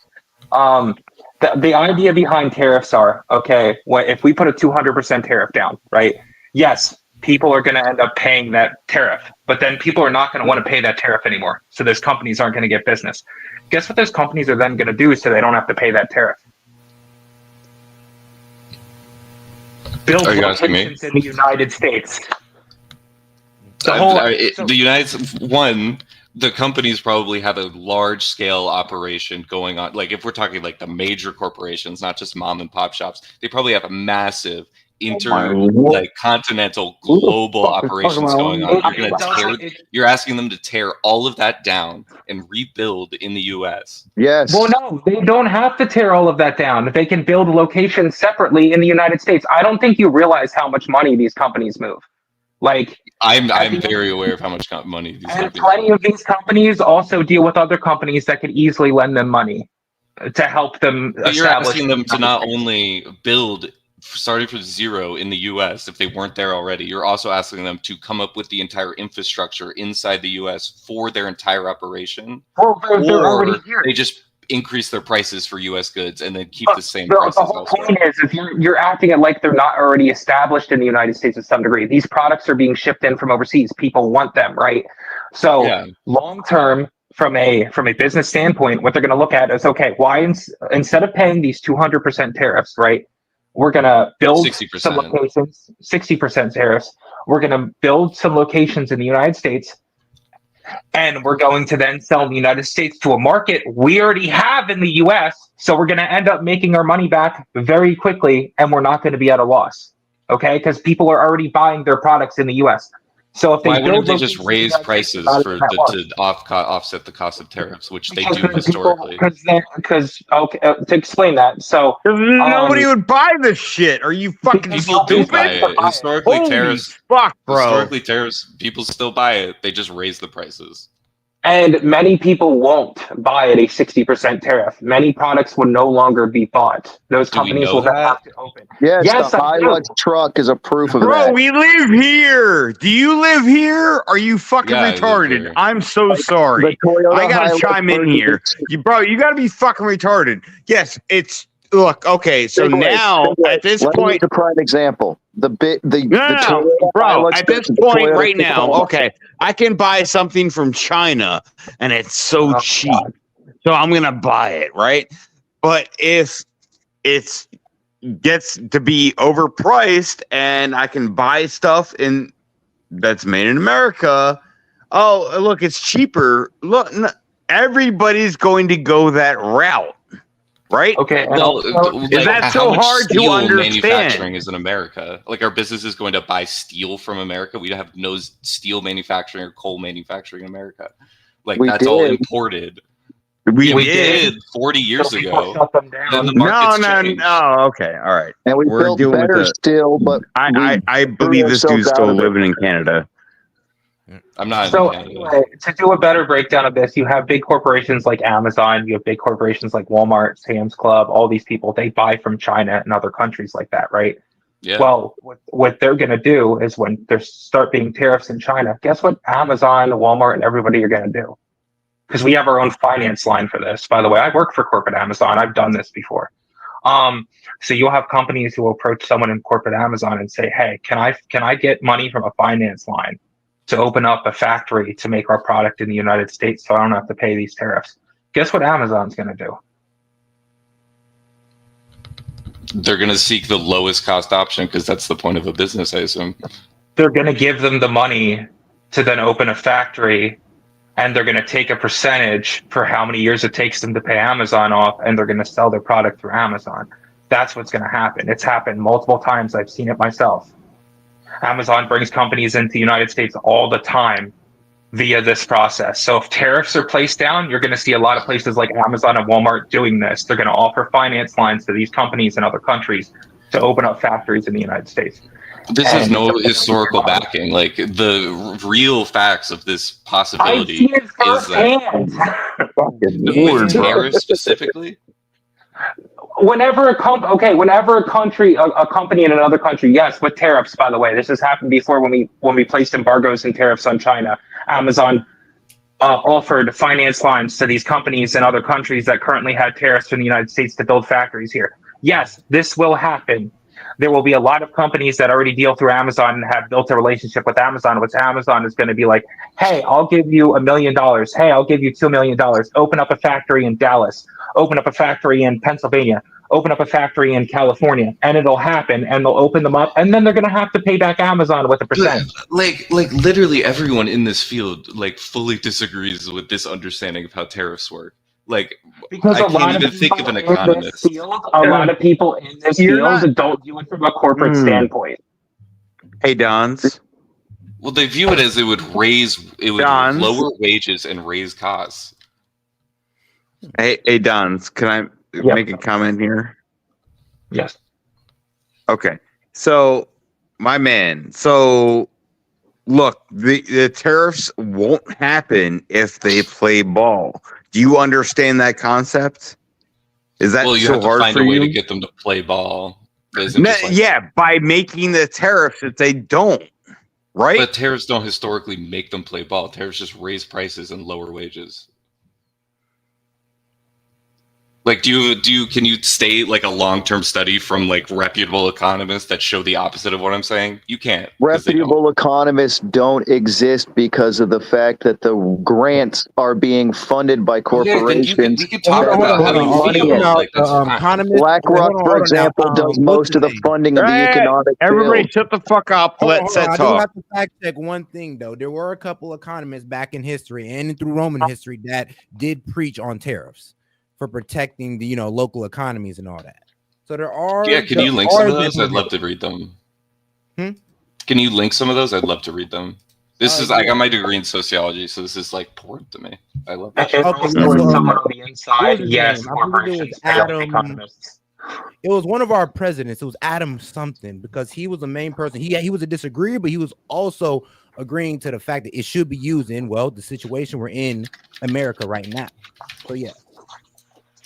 What's in it? Adams? But I will say, wait, you're talking about the second U.S. president? Yes. Do we need to rely on economic data from the 1700s? Well, you did ask for an example, and yes, economic data from the 1700s. When we were I was doing thinking one an of our example best that would in be more in history line with like our modern global economy. Bro, can you stop talking over the fucking host of the show? I apologize. I'm sorry. Oh no, you're good, bro. You're good. But I would like to add the fact that now could we make the fact that we were doing better back in the day? We can definitely compare back in the day where our dollar was worth more and everything. Yeah. Do you want to pick a day? Like pick a date that you really like? Now, like I said, we're referring to what economists were saying back in the day. Back in the day, tariffs were a good idea. Now, my argument to you is, why do you think that tariffs were transforming into a bad idea today? Are you talking about like the 1700s John Adams argument for tariffs were a good idea and now it's a bad the idea? 1700s John Adams arguments for tariffs and yes, John Adams. Well, we're in a vastly different global modern economy with like insane differences on the macro and micro levels of how money moves and how people work and how shipping and trade is done. Like, I don't think we can rely on it. So if we look at how studies are done today, facts, not feelings here. Sorry if that triggers anyone. So if we look at how studies are done today, all reputable modern economists say that tariffs are damaging to the American workers' wages and increase price of goods and cost of living. Hey, can I make a statement here? Are we going to see here? But now, do they ever add the trade deficits to those arguments? Can you talk more about what you mean by that? Okay, so do you know that America's in $1 trillion trade deficit and we're in the negative trade with most of these countries? Yeah. So, like I said, let's be real. Us adding tariffs on them would only make them comply with us. And then even if it does make their market or make our stuff go up, we're already in the negative with them. We're already in a bad situation. But my issue is the problem is we don't have evidence that they would comply with this specific vision that you're. They need our. But now, feeling. but okay, Doesn't matter. Argument that they do need to be in our market. So wouldn't that automatically create the need or correct? Hey, I kind of like that the vast amount of countries are heavily invested in the American economy because we are in debt to them. It's not like a bad position to be in. It's not like businesses being in debt. Like they rely on the US dollar doing good. Like there's some power there. It's not amazing. It's not like the best position to be in, but it's not the worst thing in the world. Okay, I don't know about that one, my friend. I don't know about that. I'm very in favor of trying to like lower our debt crisis because let's be honest, it's a crisis, but it's also. I have a question Sorry. for you then. So what are your thoughts on? So are you like the type of person who thinks we should tax the rich heavier to fix the debt crisis? Like, what's your thought I think process? bringing our effective corporate tax rate up to like usual first world country levels would be a good start. I think lowering the cost of like living for the average worker would be a really good start too to boost the economy. I mean, you do studies. Okay, I have to chime in here. Wait, hold on. I have to chime in here. Okay, so boosting our corporate tax rate to first world countries, right? That's your first thing, yeah? Effective corporate tax. That's first of many. I could keep going. But Okay, for first world countries, what other countries have a higher tax rate than we do? Effective corporate tax rate? Or No. like what marginal corporate tax countries rate? have There's a difference. higher? Bro, don't play hyperbole with me. What countries have higher corporate tax rate than we have as America?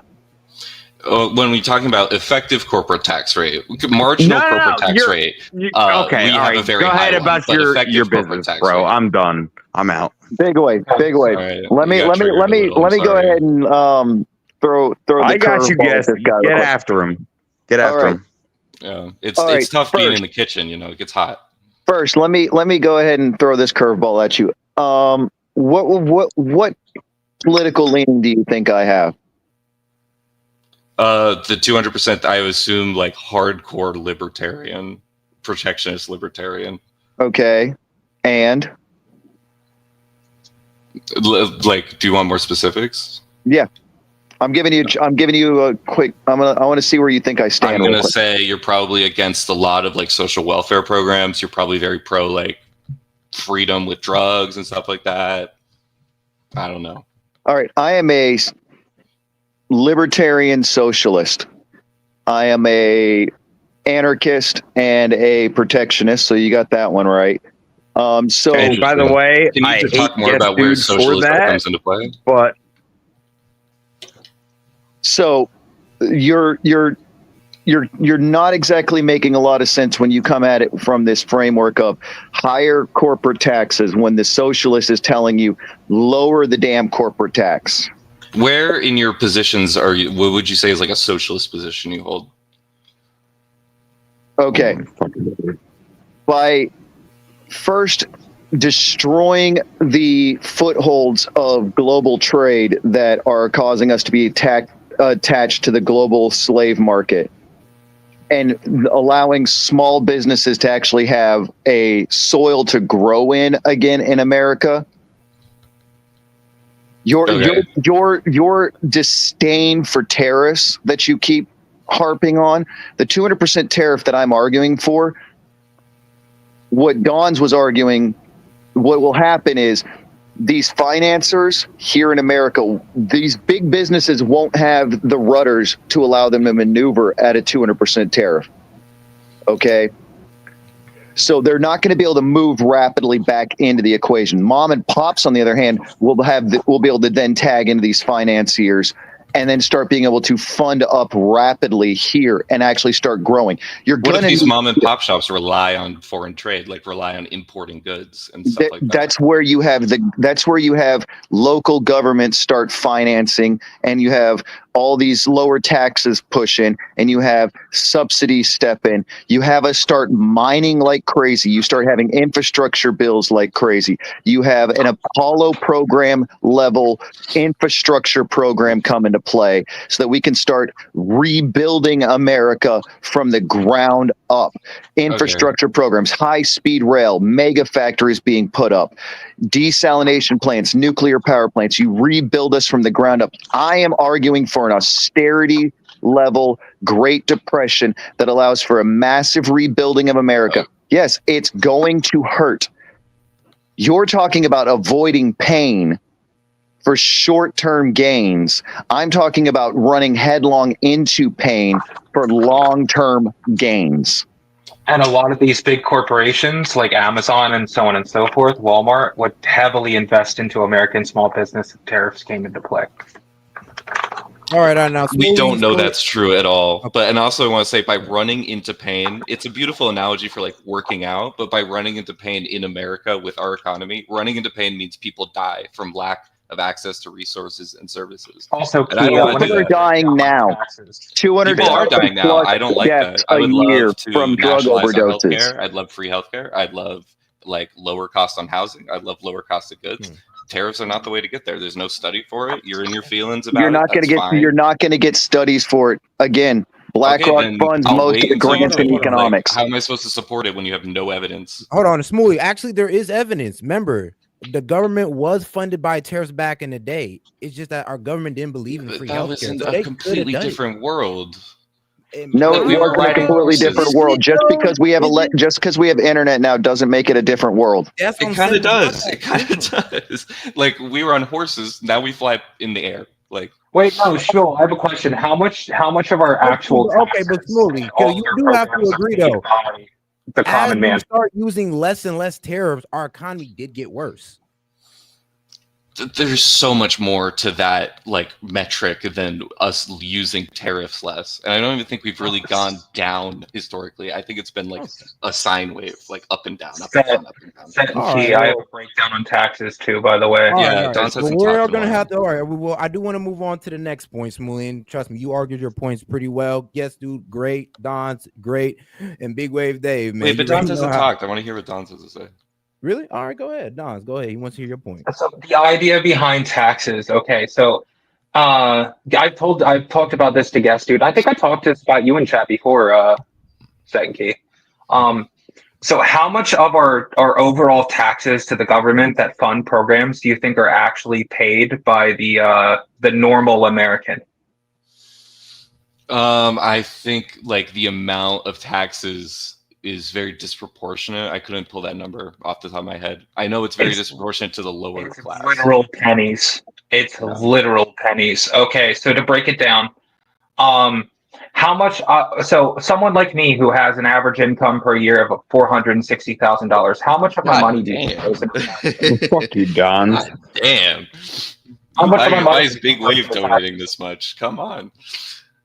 Dude, how much of I'm your taxes? It would be marginal. You know, it'd be a progressive tax. 36%.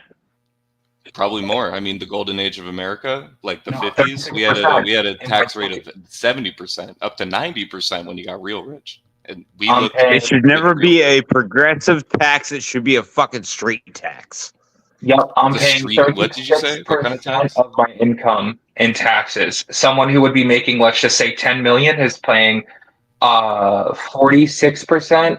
If you were making 100 million, you're paying 50% of your income in taxes. That is not fair. No, it's pretty fair. It should be a fucking straight tax. Why am I getting off my butt every day for the government to take over $100 and something thousand a year from me? Why?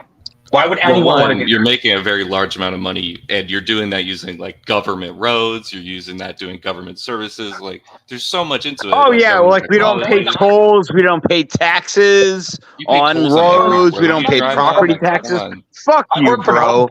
Yeah, The that's, I thought government we were talking needs to about stop taxes. You taxing get us taxed to for running death. the country. Like, oh my god, why Like, is don't use the Facebook the one police, who likes the to fire argue against department. taxes all the time? It's Like, paying I- a fair share. I'm a patriot. I want to help my fellow citizen out. I don't make as much money as you. I hope to. one day. but I don't But I would Hey, love to help now, my hold on, fellow everybody. Yeah, citizen you out. never will.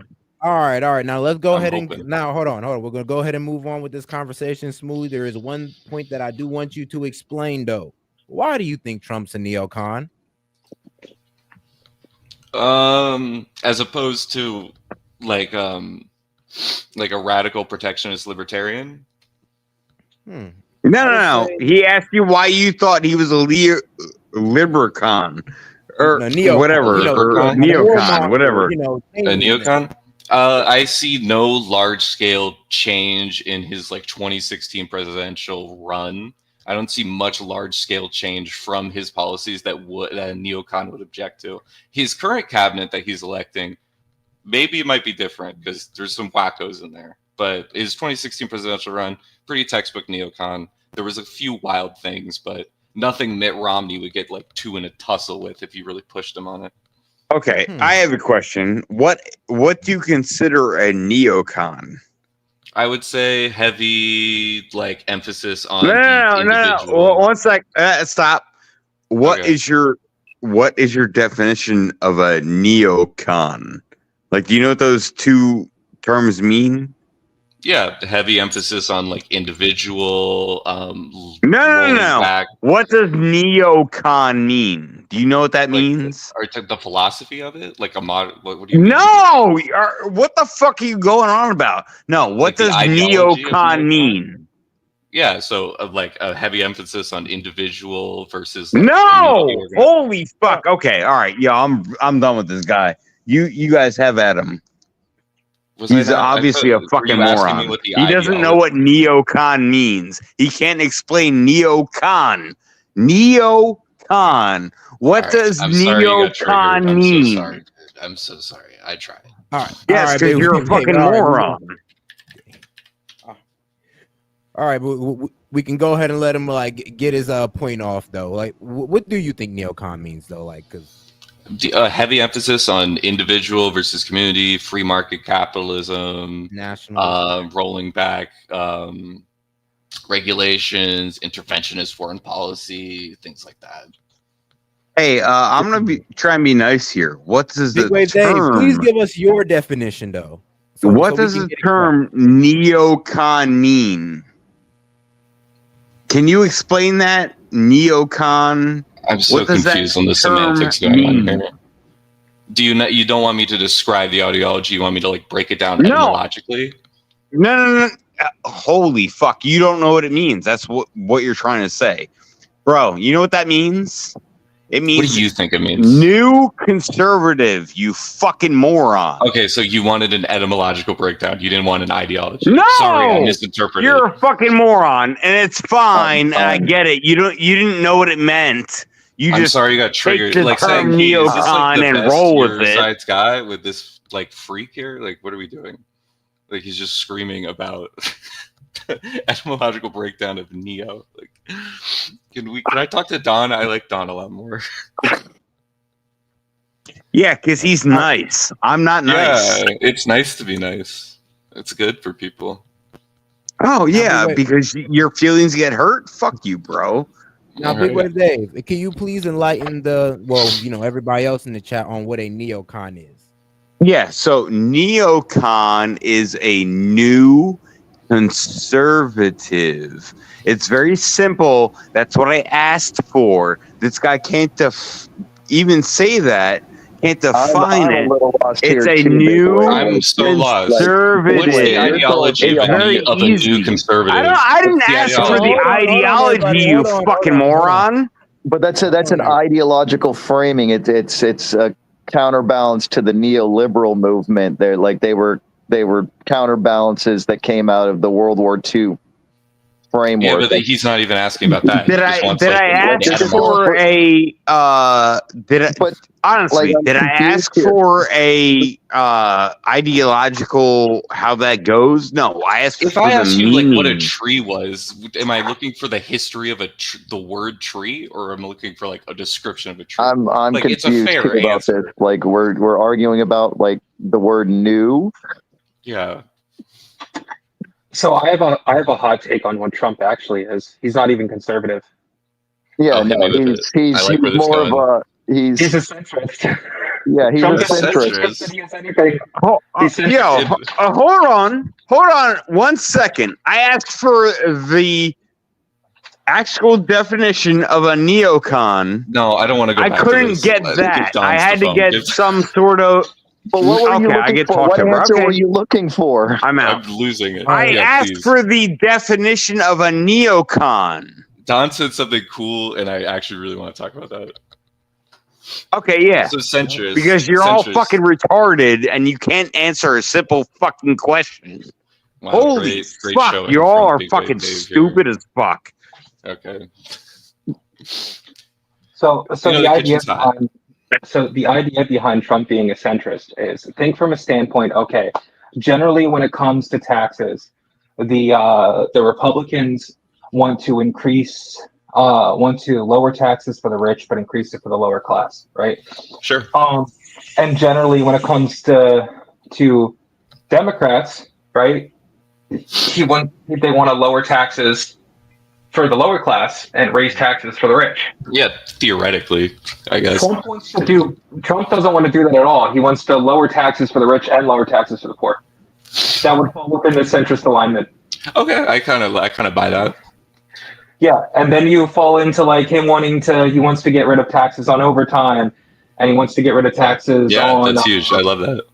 And think about his rhetoric in 2016 when he was talking about war and political donations. That shit was cool. When he called out Hillary Clinton on stage and said, "I know how you work. I know your donors. They reach out to me."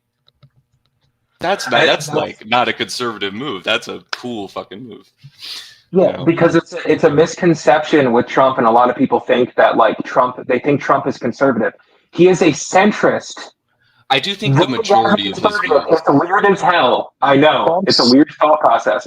But I would say the majority of his views are conservative. You know, all of I his think social Trump's issues. more of a return to Teddy Roosevelt's policy platforms in a 21st century vibe. But you could argue Teddy was centrist. Yeah, Teddy was definitely a centrist. Yeah, but not by today's standards. Maybe for his time he was a centrist. He still was. Like Trump has both Republican and Democratic views. And he tends to play more so the middleman. You must agree that he has more conservative views than he does. Well, no, what we would consider a centrist right lean, sometimes also argued as a libertarian. And the only reason he seems more right leaning is because the Democrats have been pulled so far left by. Yes. Well, this is something. This is a good segue to what I wanted to get into with what Don said. Bernie Sanders group.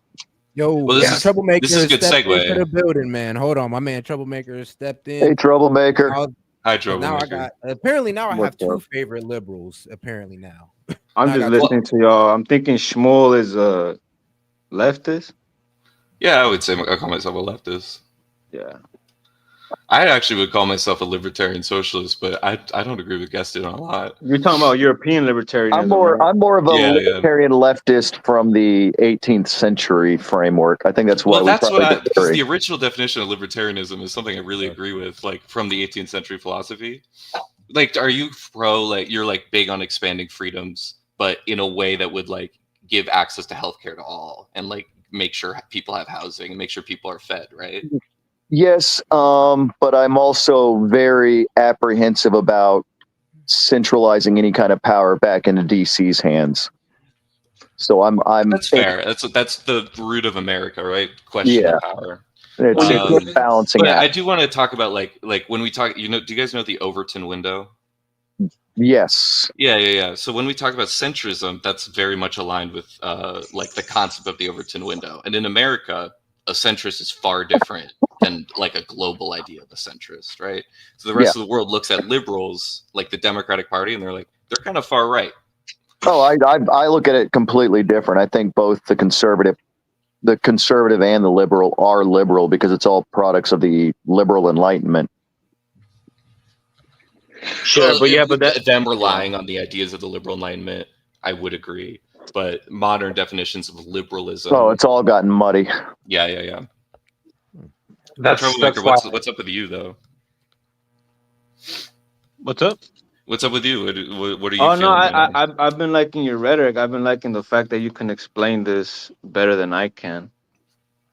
That's not true. You can grow a better mustache than I can. And that's like most of rhetoric. Man, that's crazy because I can't grow facial hair for shit. This is like the extent of my mustache. Where I got cursed with like the red beard. Pray for Nah, but I agree with your views. I think I agree with most of Guest Dude's views as well. Like Guest Dude, you were telling me that like, oh, I'm a top down socialist. I'm a union organizer, dude. Like I actually get in there and organize the workers. I've salted and stuff like that. And like I lean like Marxist, Lenin, and Maoist. I like anarchism. I think we should take control of the state, right? Like Lenin said. But I think that eventually, right, we would dismantle the state, which would be anarchism. Yes, that's the issue, though, is I don't think Marxism as a philosophy ever allows the state to be dismantled. Once it takes hold, it becomes cancerous. Well, But I a big think that problem like I found. when Oh, it yeah, comes sorry, to go like ahead. versus capitalism versus Marxism, I think that anarchism has a greater chance with communism than capitalism. Yeah, I mean, it all goes into like what, like these aren't really like pragmatic ideas. Like they're very pie in the sky. But I do respect the engagement. I do think a problem with like Marxist Leninism is it requires like a vanguard state at all times of like enlightened individuals to make a lot of decisions. No, but that's when Maoism comes in, and that's when you Well, I'm not right, going introduce to Maoism. Have you looked into Maoism? No, my landlord is a piece of shit. So. Well, like Maoism is just like looking at like Lenin's solution was to get like the working class, right? And but like the Maoist kind of criticism of that, the addition of Maoism is like saying, well, no, really, the revolution is going to come from like the poorest of the poor, right? They don't need to transition into this working class consciousness. It's the poor peasants can take control of the state. I think the founding fathers already had a pretty solid working model going before Marx came along and tried to academia the fuck out of it. Yeah, have you read Marx? God, he's insufferable sometimes. Like the founding fathers worked it out, you know. But he was right about a lot of stuff. They didn't criticize capitalism, like Marx criticized the hell out of capitalism, right? Well, that's because Marx invented capitalism. You could criticize the thing you invented whole cloth. Marx did not invent capitalism. Well, I mean, or maybe you mean something more than that. If you look at it, Marx whole cloth invented the concepts of capitalism, borrowing from Blanc and his envisionments of it from the French socialists and their mentality of it. Capitalism as a I don't know enough about this topic to say that, but it sounds like a weird statement. Yeah, Adam Smith was talking about capitalism. Adam Smith was talking simply about labor and the idea of capital, but the idea of capitalism as an ideology, as an actual fixed ideology, did not exist until Marx. Nah, man, that's I don't know about that. I don't think no. Here, can I ask a question to everyone here? Can I ask you a real quick question? Like, would you do you trust like large scale healthcare companies that are for profit more so than you would trust our government to run it, like nonprofit wise? No. Am I going to be honest? I don't trust our government to handle the healthcare system properly. I mean, the government is more for profit than the corporations. I mean, they're kind of both. That's not true at all. Bro, the way they tax us, the government's for profit. Hey, can I make this argument from a union perspective? Let me make this argument from a union perspective. So, like in the union, like we tell people all the time who are not in the union, like all companies can be corrupt, right? Union company, non-union company, but with the union, we have the democratic say. We can vote, right? Yeah. Not for the company owner, but we can vote for who runs the union, and maybe they can decide how we're going to negotiate with these companies. When you're in a company and you don't have the power of democracy, meaning when you leave health insurance to private companies more than you do so the government, where in the government you can have democratic participation, it's worse off for you. When you don't have a say, that's worse off for you. So in the government, in a democratic republic government, we have a say, and that's better than not having a say. That's better than the only say we have. Let's talk is about the like amount of money we have in the wallet. pharmaceuticals. Let's talk about pharmaceuticals. Give me a sec. I want to do a breakdown of something. So how much gross money do you think our government pulls in a year from taxes to the American people and corporations? Oh God, what is our annual budget? So it's in the trillions. We're pulling in hundreds. Before we say that, can I pick the third option? Is there a What's third the third option option? besides government or healthcare companies? Yeah. What's the third option? Decentralized syndicates. So anarchy. No, decentralized syndicates. That's anarchy, baby. No. Every business, if it's a joint ownership model, it kind of goes to Troublemakers union model. every business pulls together funds so that if Joe gets his hand cut at work, the business has already been pulling together money so that he could go to the doctors and get his hand fixed. That's just government like run healthcare with like. But it's the same decentralized model. so that it's actually taken care of by people who know the actual situation, as opposed to a large, major bureaucracy that has no actual knowledge of the small Also, case. a large major Well, that would be bureaucracy up to the that doctors. doesn't know how to handle money. Because I mean, we're pulling in hundreds of trillions of dollars a year. Somehow we're in debt, 36 trillion. Yeah, the problem I have with big government is it's so massive that the bureaucracy is too big to actually have any idea of how. It's kind of, it goes to the analogy of why did the Titanic hit the iceberg? It had a rudder too small for the size of its big ass. But I would thoroughly trust our bloated, inefficient government to handle like pharmaceuticals far more than I would trust. Okay, I got to ask. Have you ever had a government job or worked in the government? I have been in a grant for like 2 months. I was Army for 10 years. I grew up in a government family, and I did contract work for 4 years, and I've been in the VA system for the last 7 years. Trust me, the government's too bloated to figure out where its own ass is half the time. The VA is a good like counter to me, but I would also say that like if we put adequate resources to the VA, but the more resources you add to it, the more resources you add to it, the more butter the fat ass eats. All I gotta say is I have friends who work in the government. One of my closest friends in real life works for Homeland Defense. I'm going to tell you from personal experience, our government does not know how to manage money properly. Yeah. But if you decentralize it and you make it smaller, then at least then it knows, hey, we only need to spend $10 to get this hand fixed, as opposed to spending $2,500 to figure out that it was a hand that was cut, not the fucking kneecap that needs to get stitched well, up. most of those issues stem from the private industry. They demand that hospitals and because they know they know they can baffle the fucking the government bureaucrats with bullshit enough to get $5 thing paid for with $2,500 in pocket, the other X number of dollars into their own pocket. Yeah, they're evil people. Yeah. I'm not saying the government. I would agree with any I'm saying it's so bloated that they can easily cheat the government into pocketing a bunch of money into their own wallets. Maybe. I mean, corruption rates with like social services are pretty in line with what we would expect across the board. Like they're not a massive issue. It might go crazy if we do healthcare, but I don't see evidence to that. Do you know the biggest issue with our government right now and why we have such a hard time managing assets properly and we're in debt?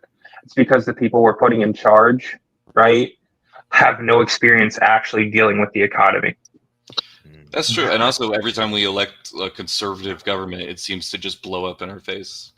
Well, no, the solution is for anyone to be working in the Treasury Department or any type of financial aspect in the United States government should be required to at least have a master's degree in, I would argue, a master's degree in finance. Basically, they should have the same degrees I have. They should have a master's degree in finance. They should have a master's degree in business management, and at the very least, an associate's in accounting. Sure. That's what they should have. Be on the track to get a master's. Years of experience, or above that, right? If you have something above that. But we're not hiring people with that kind of experience. We're hiring freaking politicians that have no freaking idea what real money management is, and most of the money they've made is through corrupt means. Yeah, I agree. I think that's solid. All I'm saying is I see single payer healthcare in other countries work very well.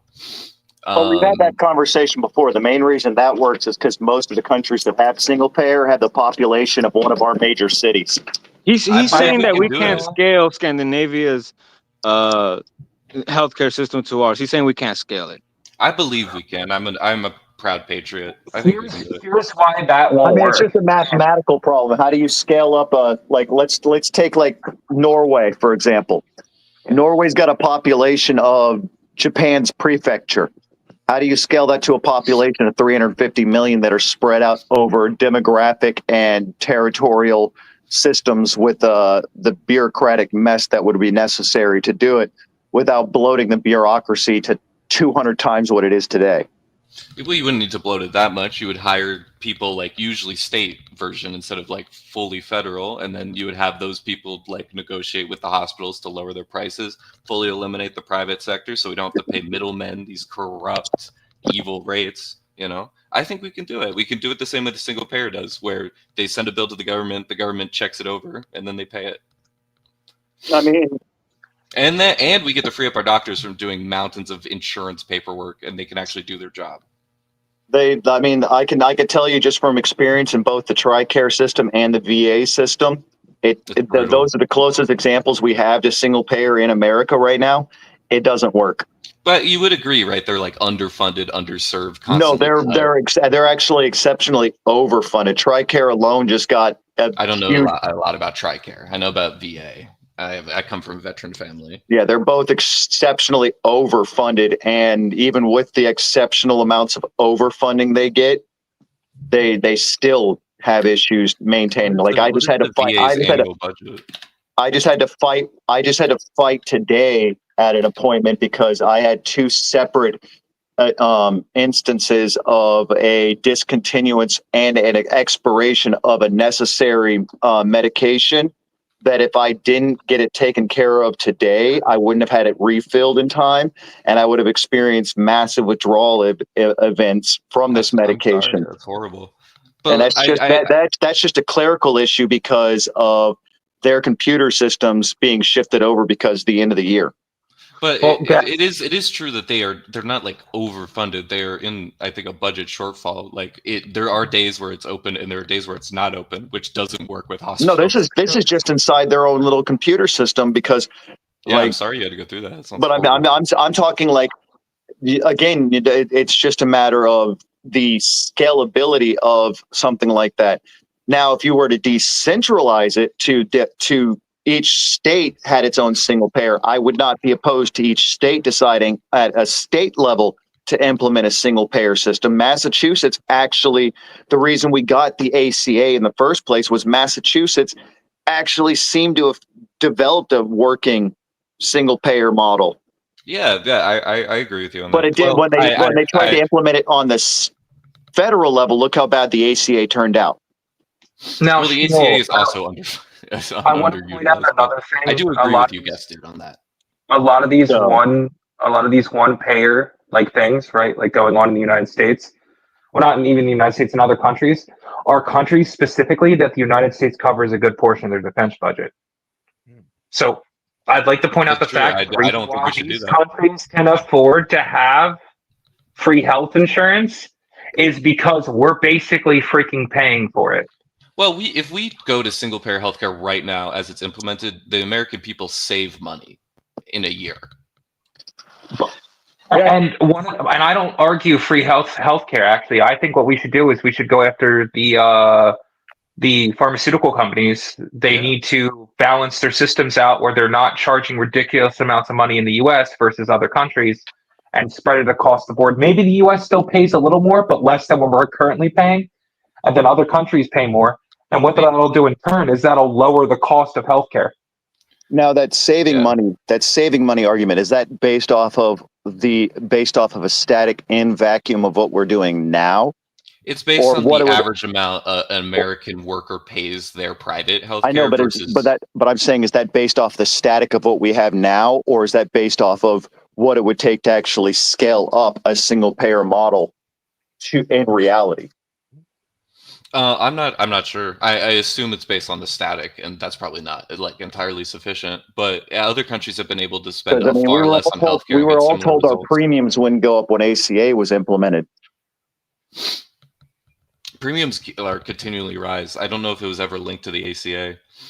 But I'm saying, like, we're not entirely sure what because we were all told when ACA was implemented, premiums wouldn't rise, and premiums go up every year. I think they. I know, but I'm saying, like, we were told it wouldn't be like, and it's been shown, study after study, that yes, the ACA did cause premiums to rise because the scalability of ACA to the federal level did not pan out the way they thought it would. Because I didn't know that. Let me look into that. I'll look into it later. I didn't know the ACA caused it specifically. Well, so what happened was ACA allowed for the monopolies of the four big healthcare companies to form. Oh, I don't know how that happens, but I believe you on this. But I will say the ACA also implemented a banning pre-existing conditions. That one right there, I would have been fine with just a bill of that to exist. If they just signed a bill of like 5 pages of like, hey, you can't, stop somebody from having like a simple bills like that, I'd be 100% for. Can we don't ask need that question? Like, since we voted for either Kamala Harris or Trump, those who support Trump, he says he wants to get rid of the Affordable Care Act. So He says he wants to replace it. He wants to replace it, but he does With not no even give plan. us concepts of a plan. Well, I mean, you got to think about it. The ACA is a 900 plus page. I mean, of other people here who have read it. But I if have he not got read rid the of it, 900 which he tried to do, I mean, then Troublemaker, he would take away. Troublemaker, did you read the 900 page ACA? No, I didn't read it, but I know it has that protection, right? I Where know, but if you have I a mean, pre-existing condition, that you're protection gonna. has been ratified into almost every healthcare company at this point. Yeah, but you're also Well, if it why? gets Because repealed the without law Trump, forced them to.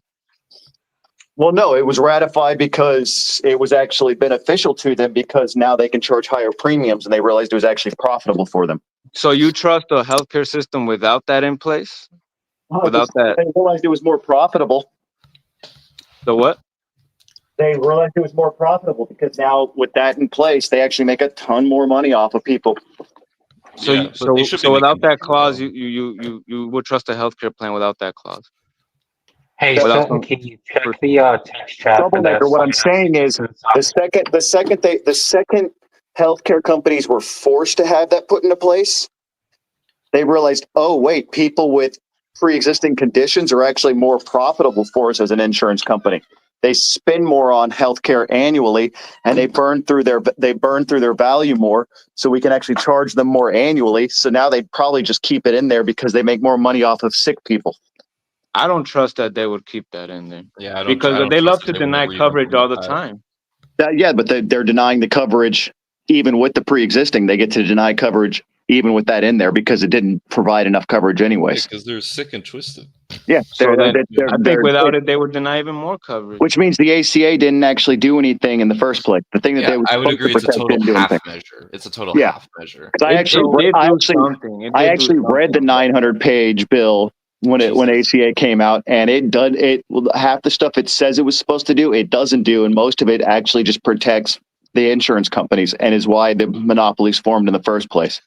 They became regional monopolies because of the ACA. But you must admit that I'm just talking about the The fact that it was written, the fact that it was mostly written by Heritage Foundation should have been the giveaway to everyone that it was a bad bill. Yeah. It was definitely a half measure, but the pre-existing was huge, and you must admit that millions of Americans right now rely on it for healthcare. Yeah, it's true, but I mean, the Heritage Foundation writing it should have been a giveaway that it wasn't all it was cracked up to be. Yeah, it's not my end goal.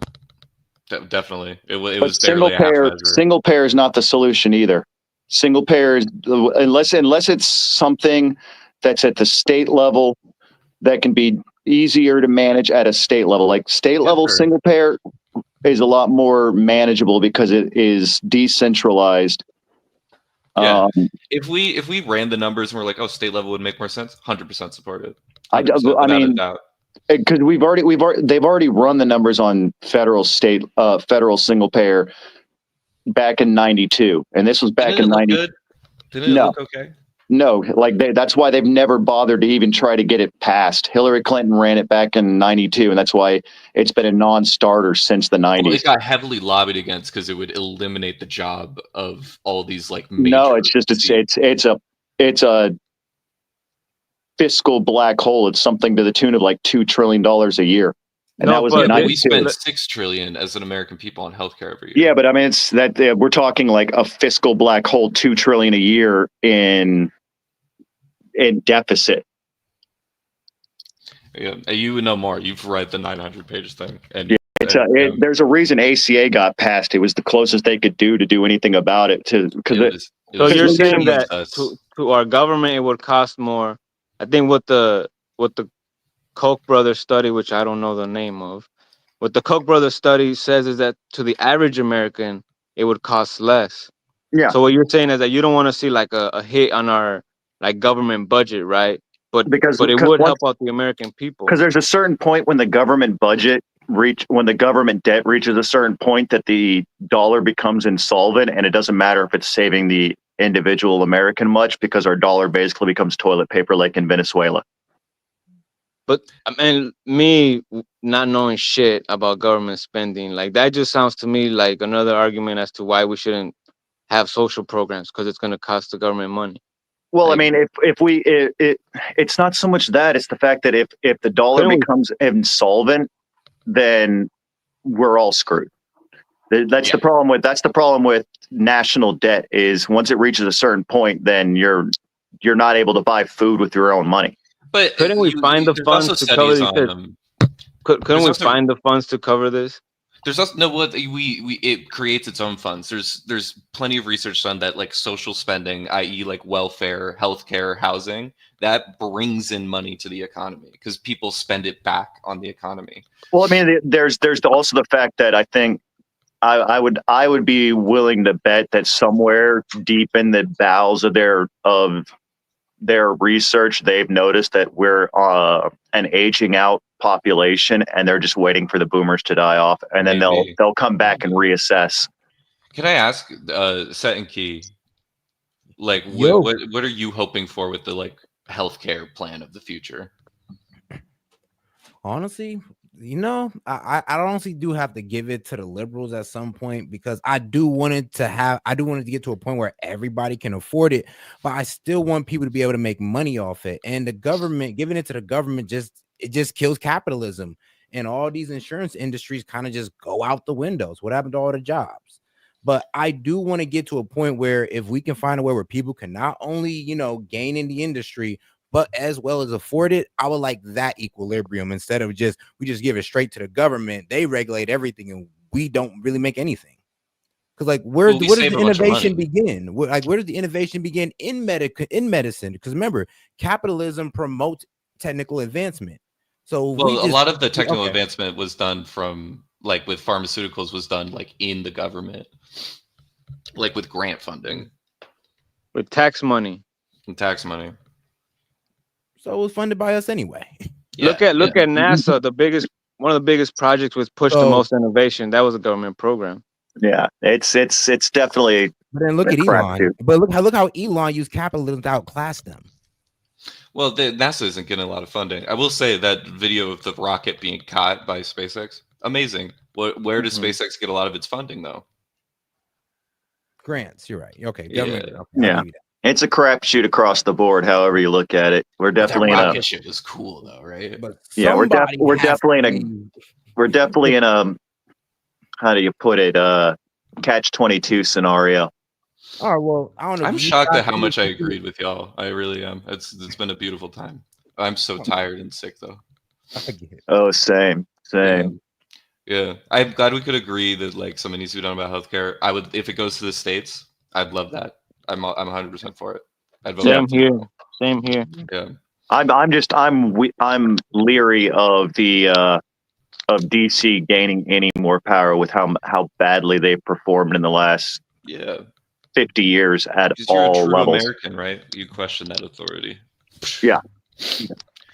But my caveat is, God, do I trust DC more than I trust pharmaceutical companies? True. Here's the thing. One of the reasons I moved to Canada, make fun of me, okay? One of the reasons I moved to Canada is I have to get, I was born with this ear issue.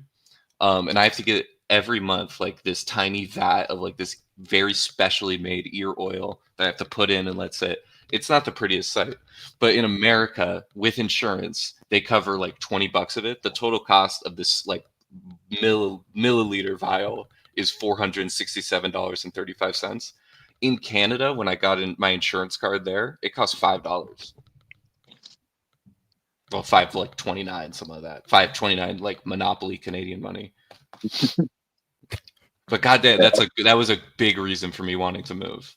But all right, guys, we're gonna go ahead and end the show on this one because, hey, man, I like to hear y'all speak some more. We're gonna have to pick this one up on tomorrow because we do have a video. Because shout out Big Wave Dave for this one because, well, this ain't from me, but this ain't from Big Wave Dave. Shut the F up and listen. Nope. The show's not over yet, but guess what? We do appreciate y'all for tuning in, man. Make sure to double tap that screen and like the video, man. And hey, and join our membership program. Hop over to the Discord, man. It's going to be a fun one. And trust me, there's a lot of interesting content, man. If you want to hear more of Don's, you want to hear more guests do, man, they're actually right over there right now. So make sure you go ahead and join the membership. We do appreciate y'all. Now, let me go ahead and play this outro for y'all because I know y'all like it. Come on now. We know y'all feel the outro, so I'm going to go ahead and hit y'all with the outro.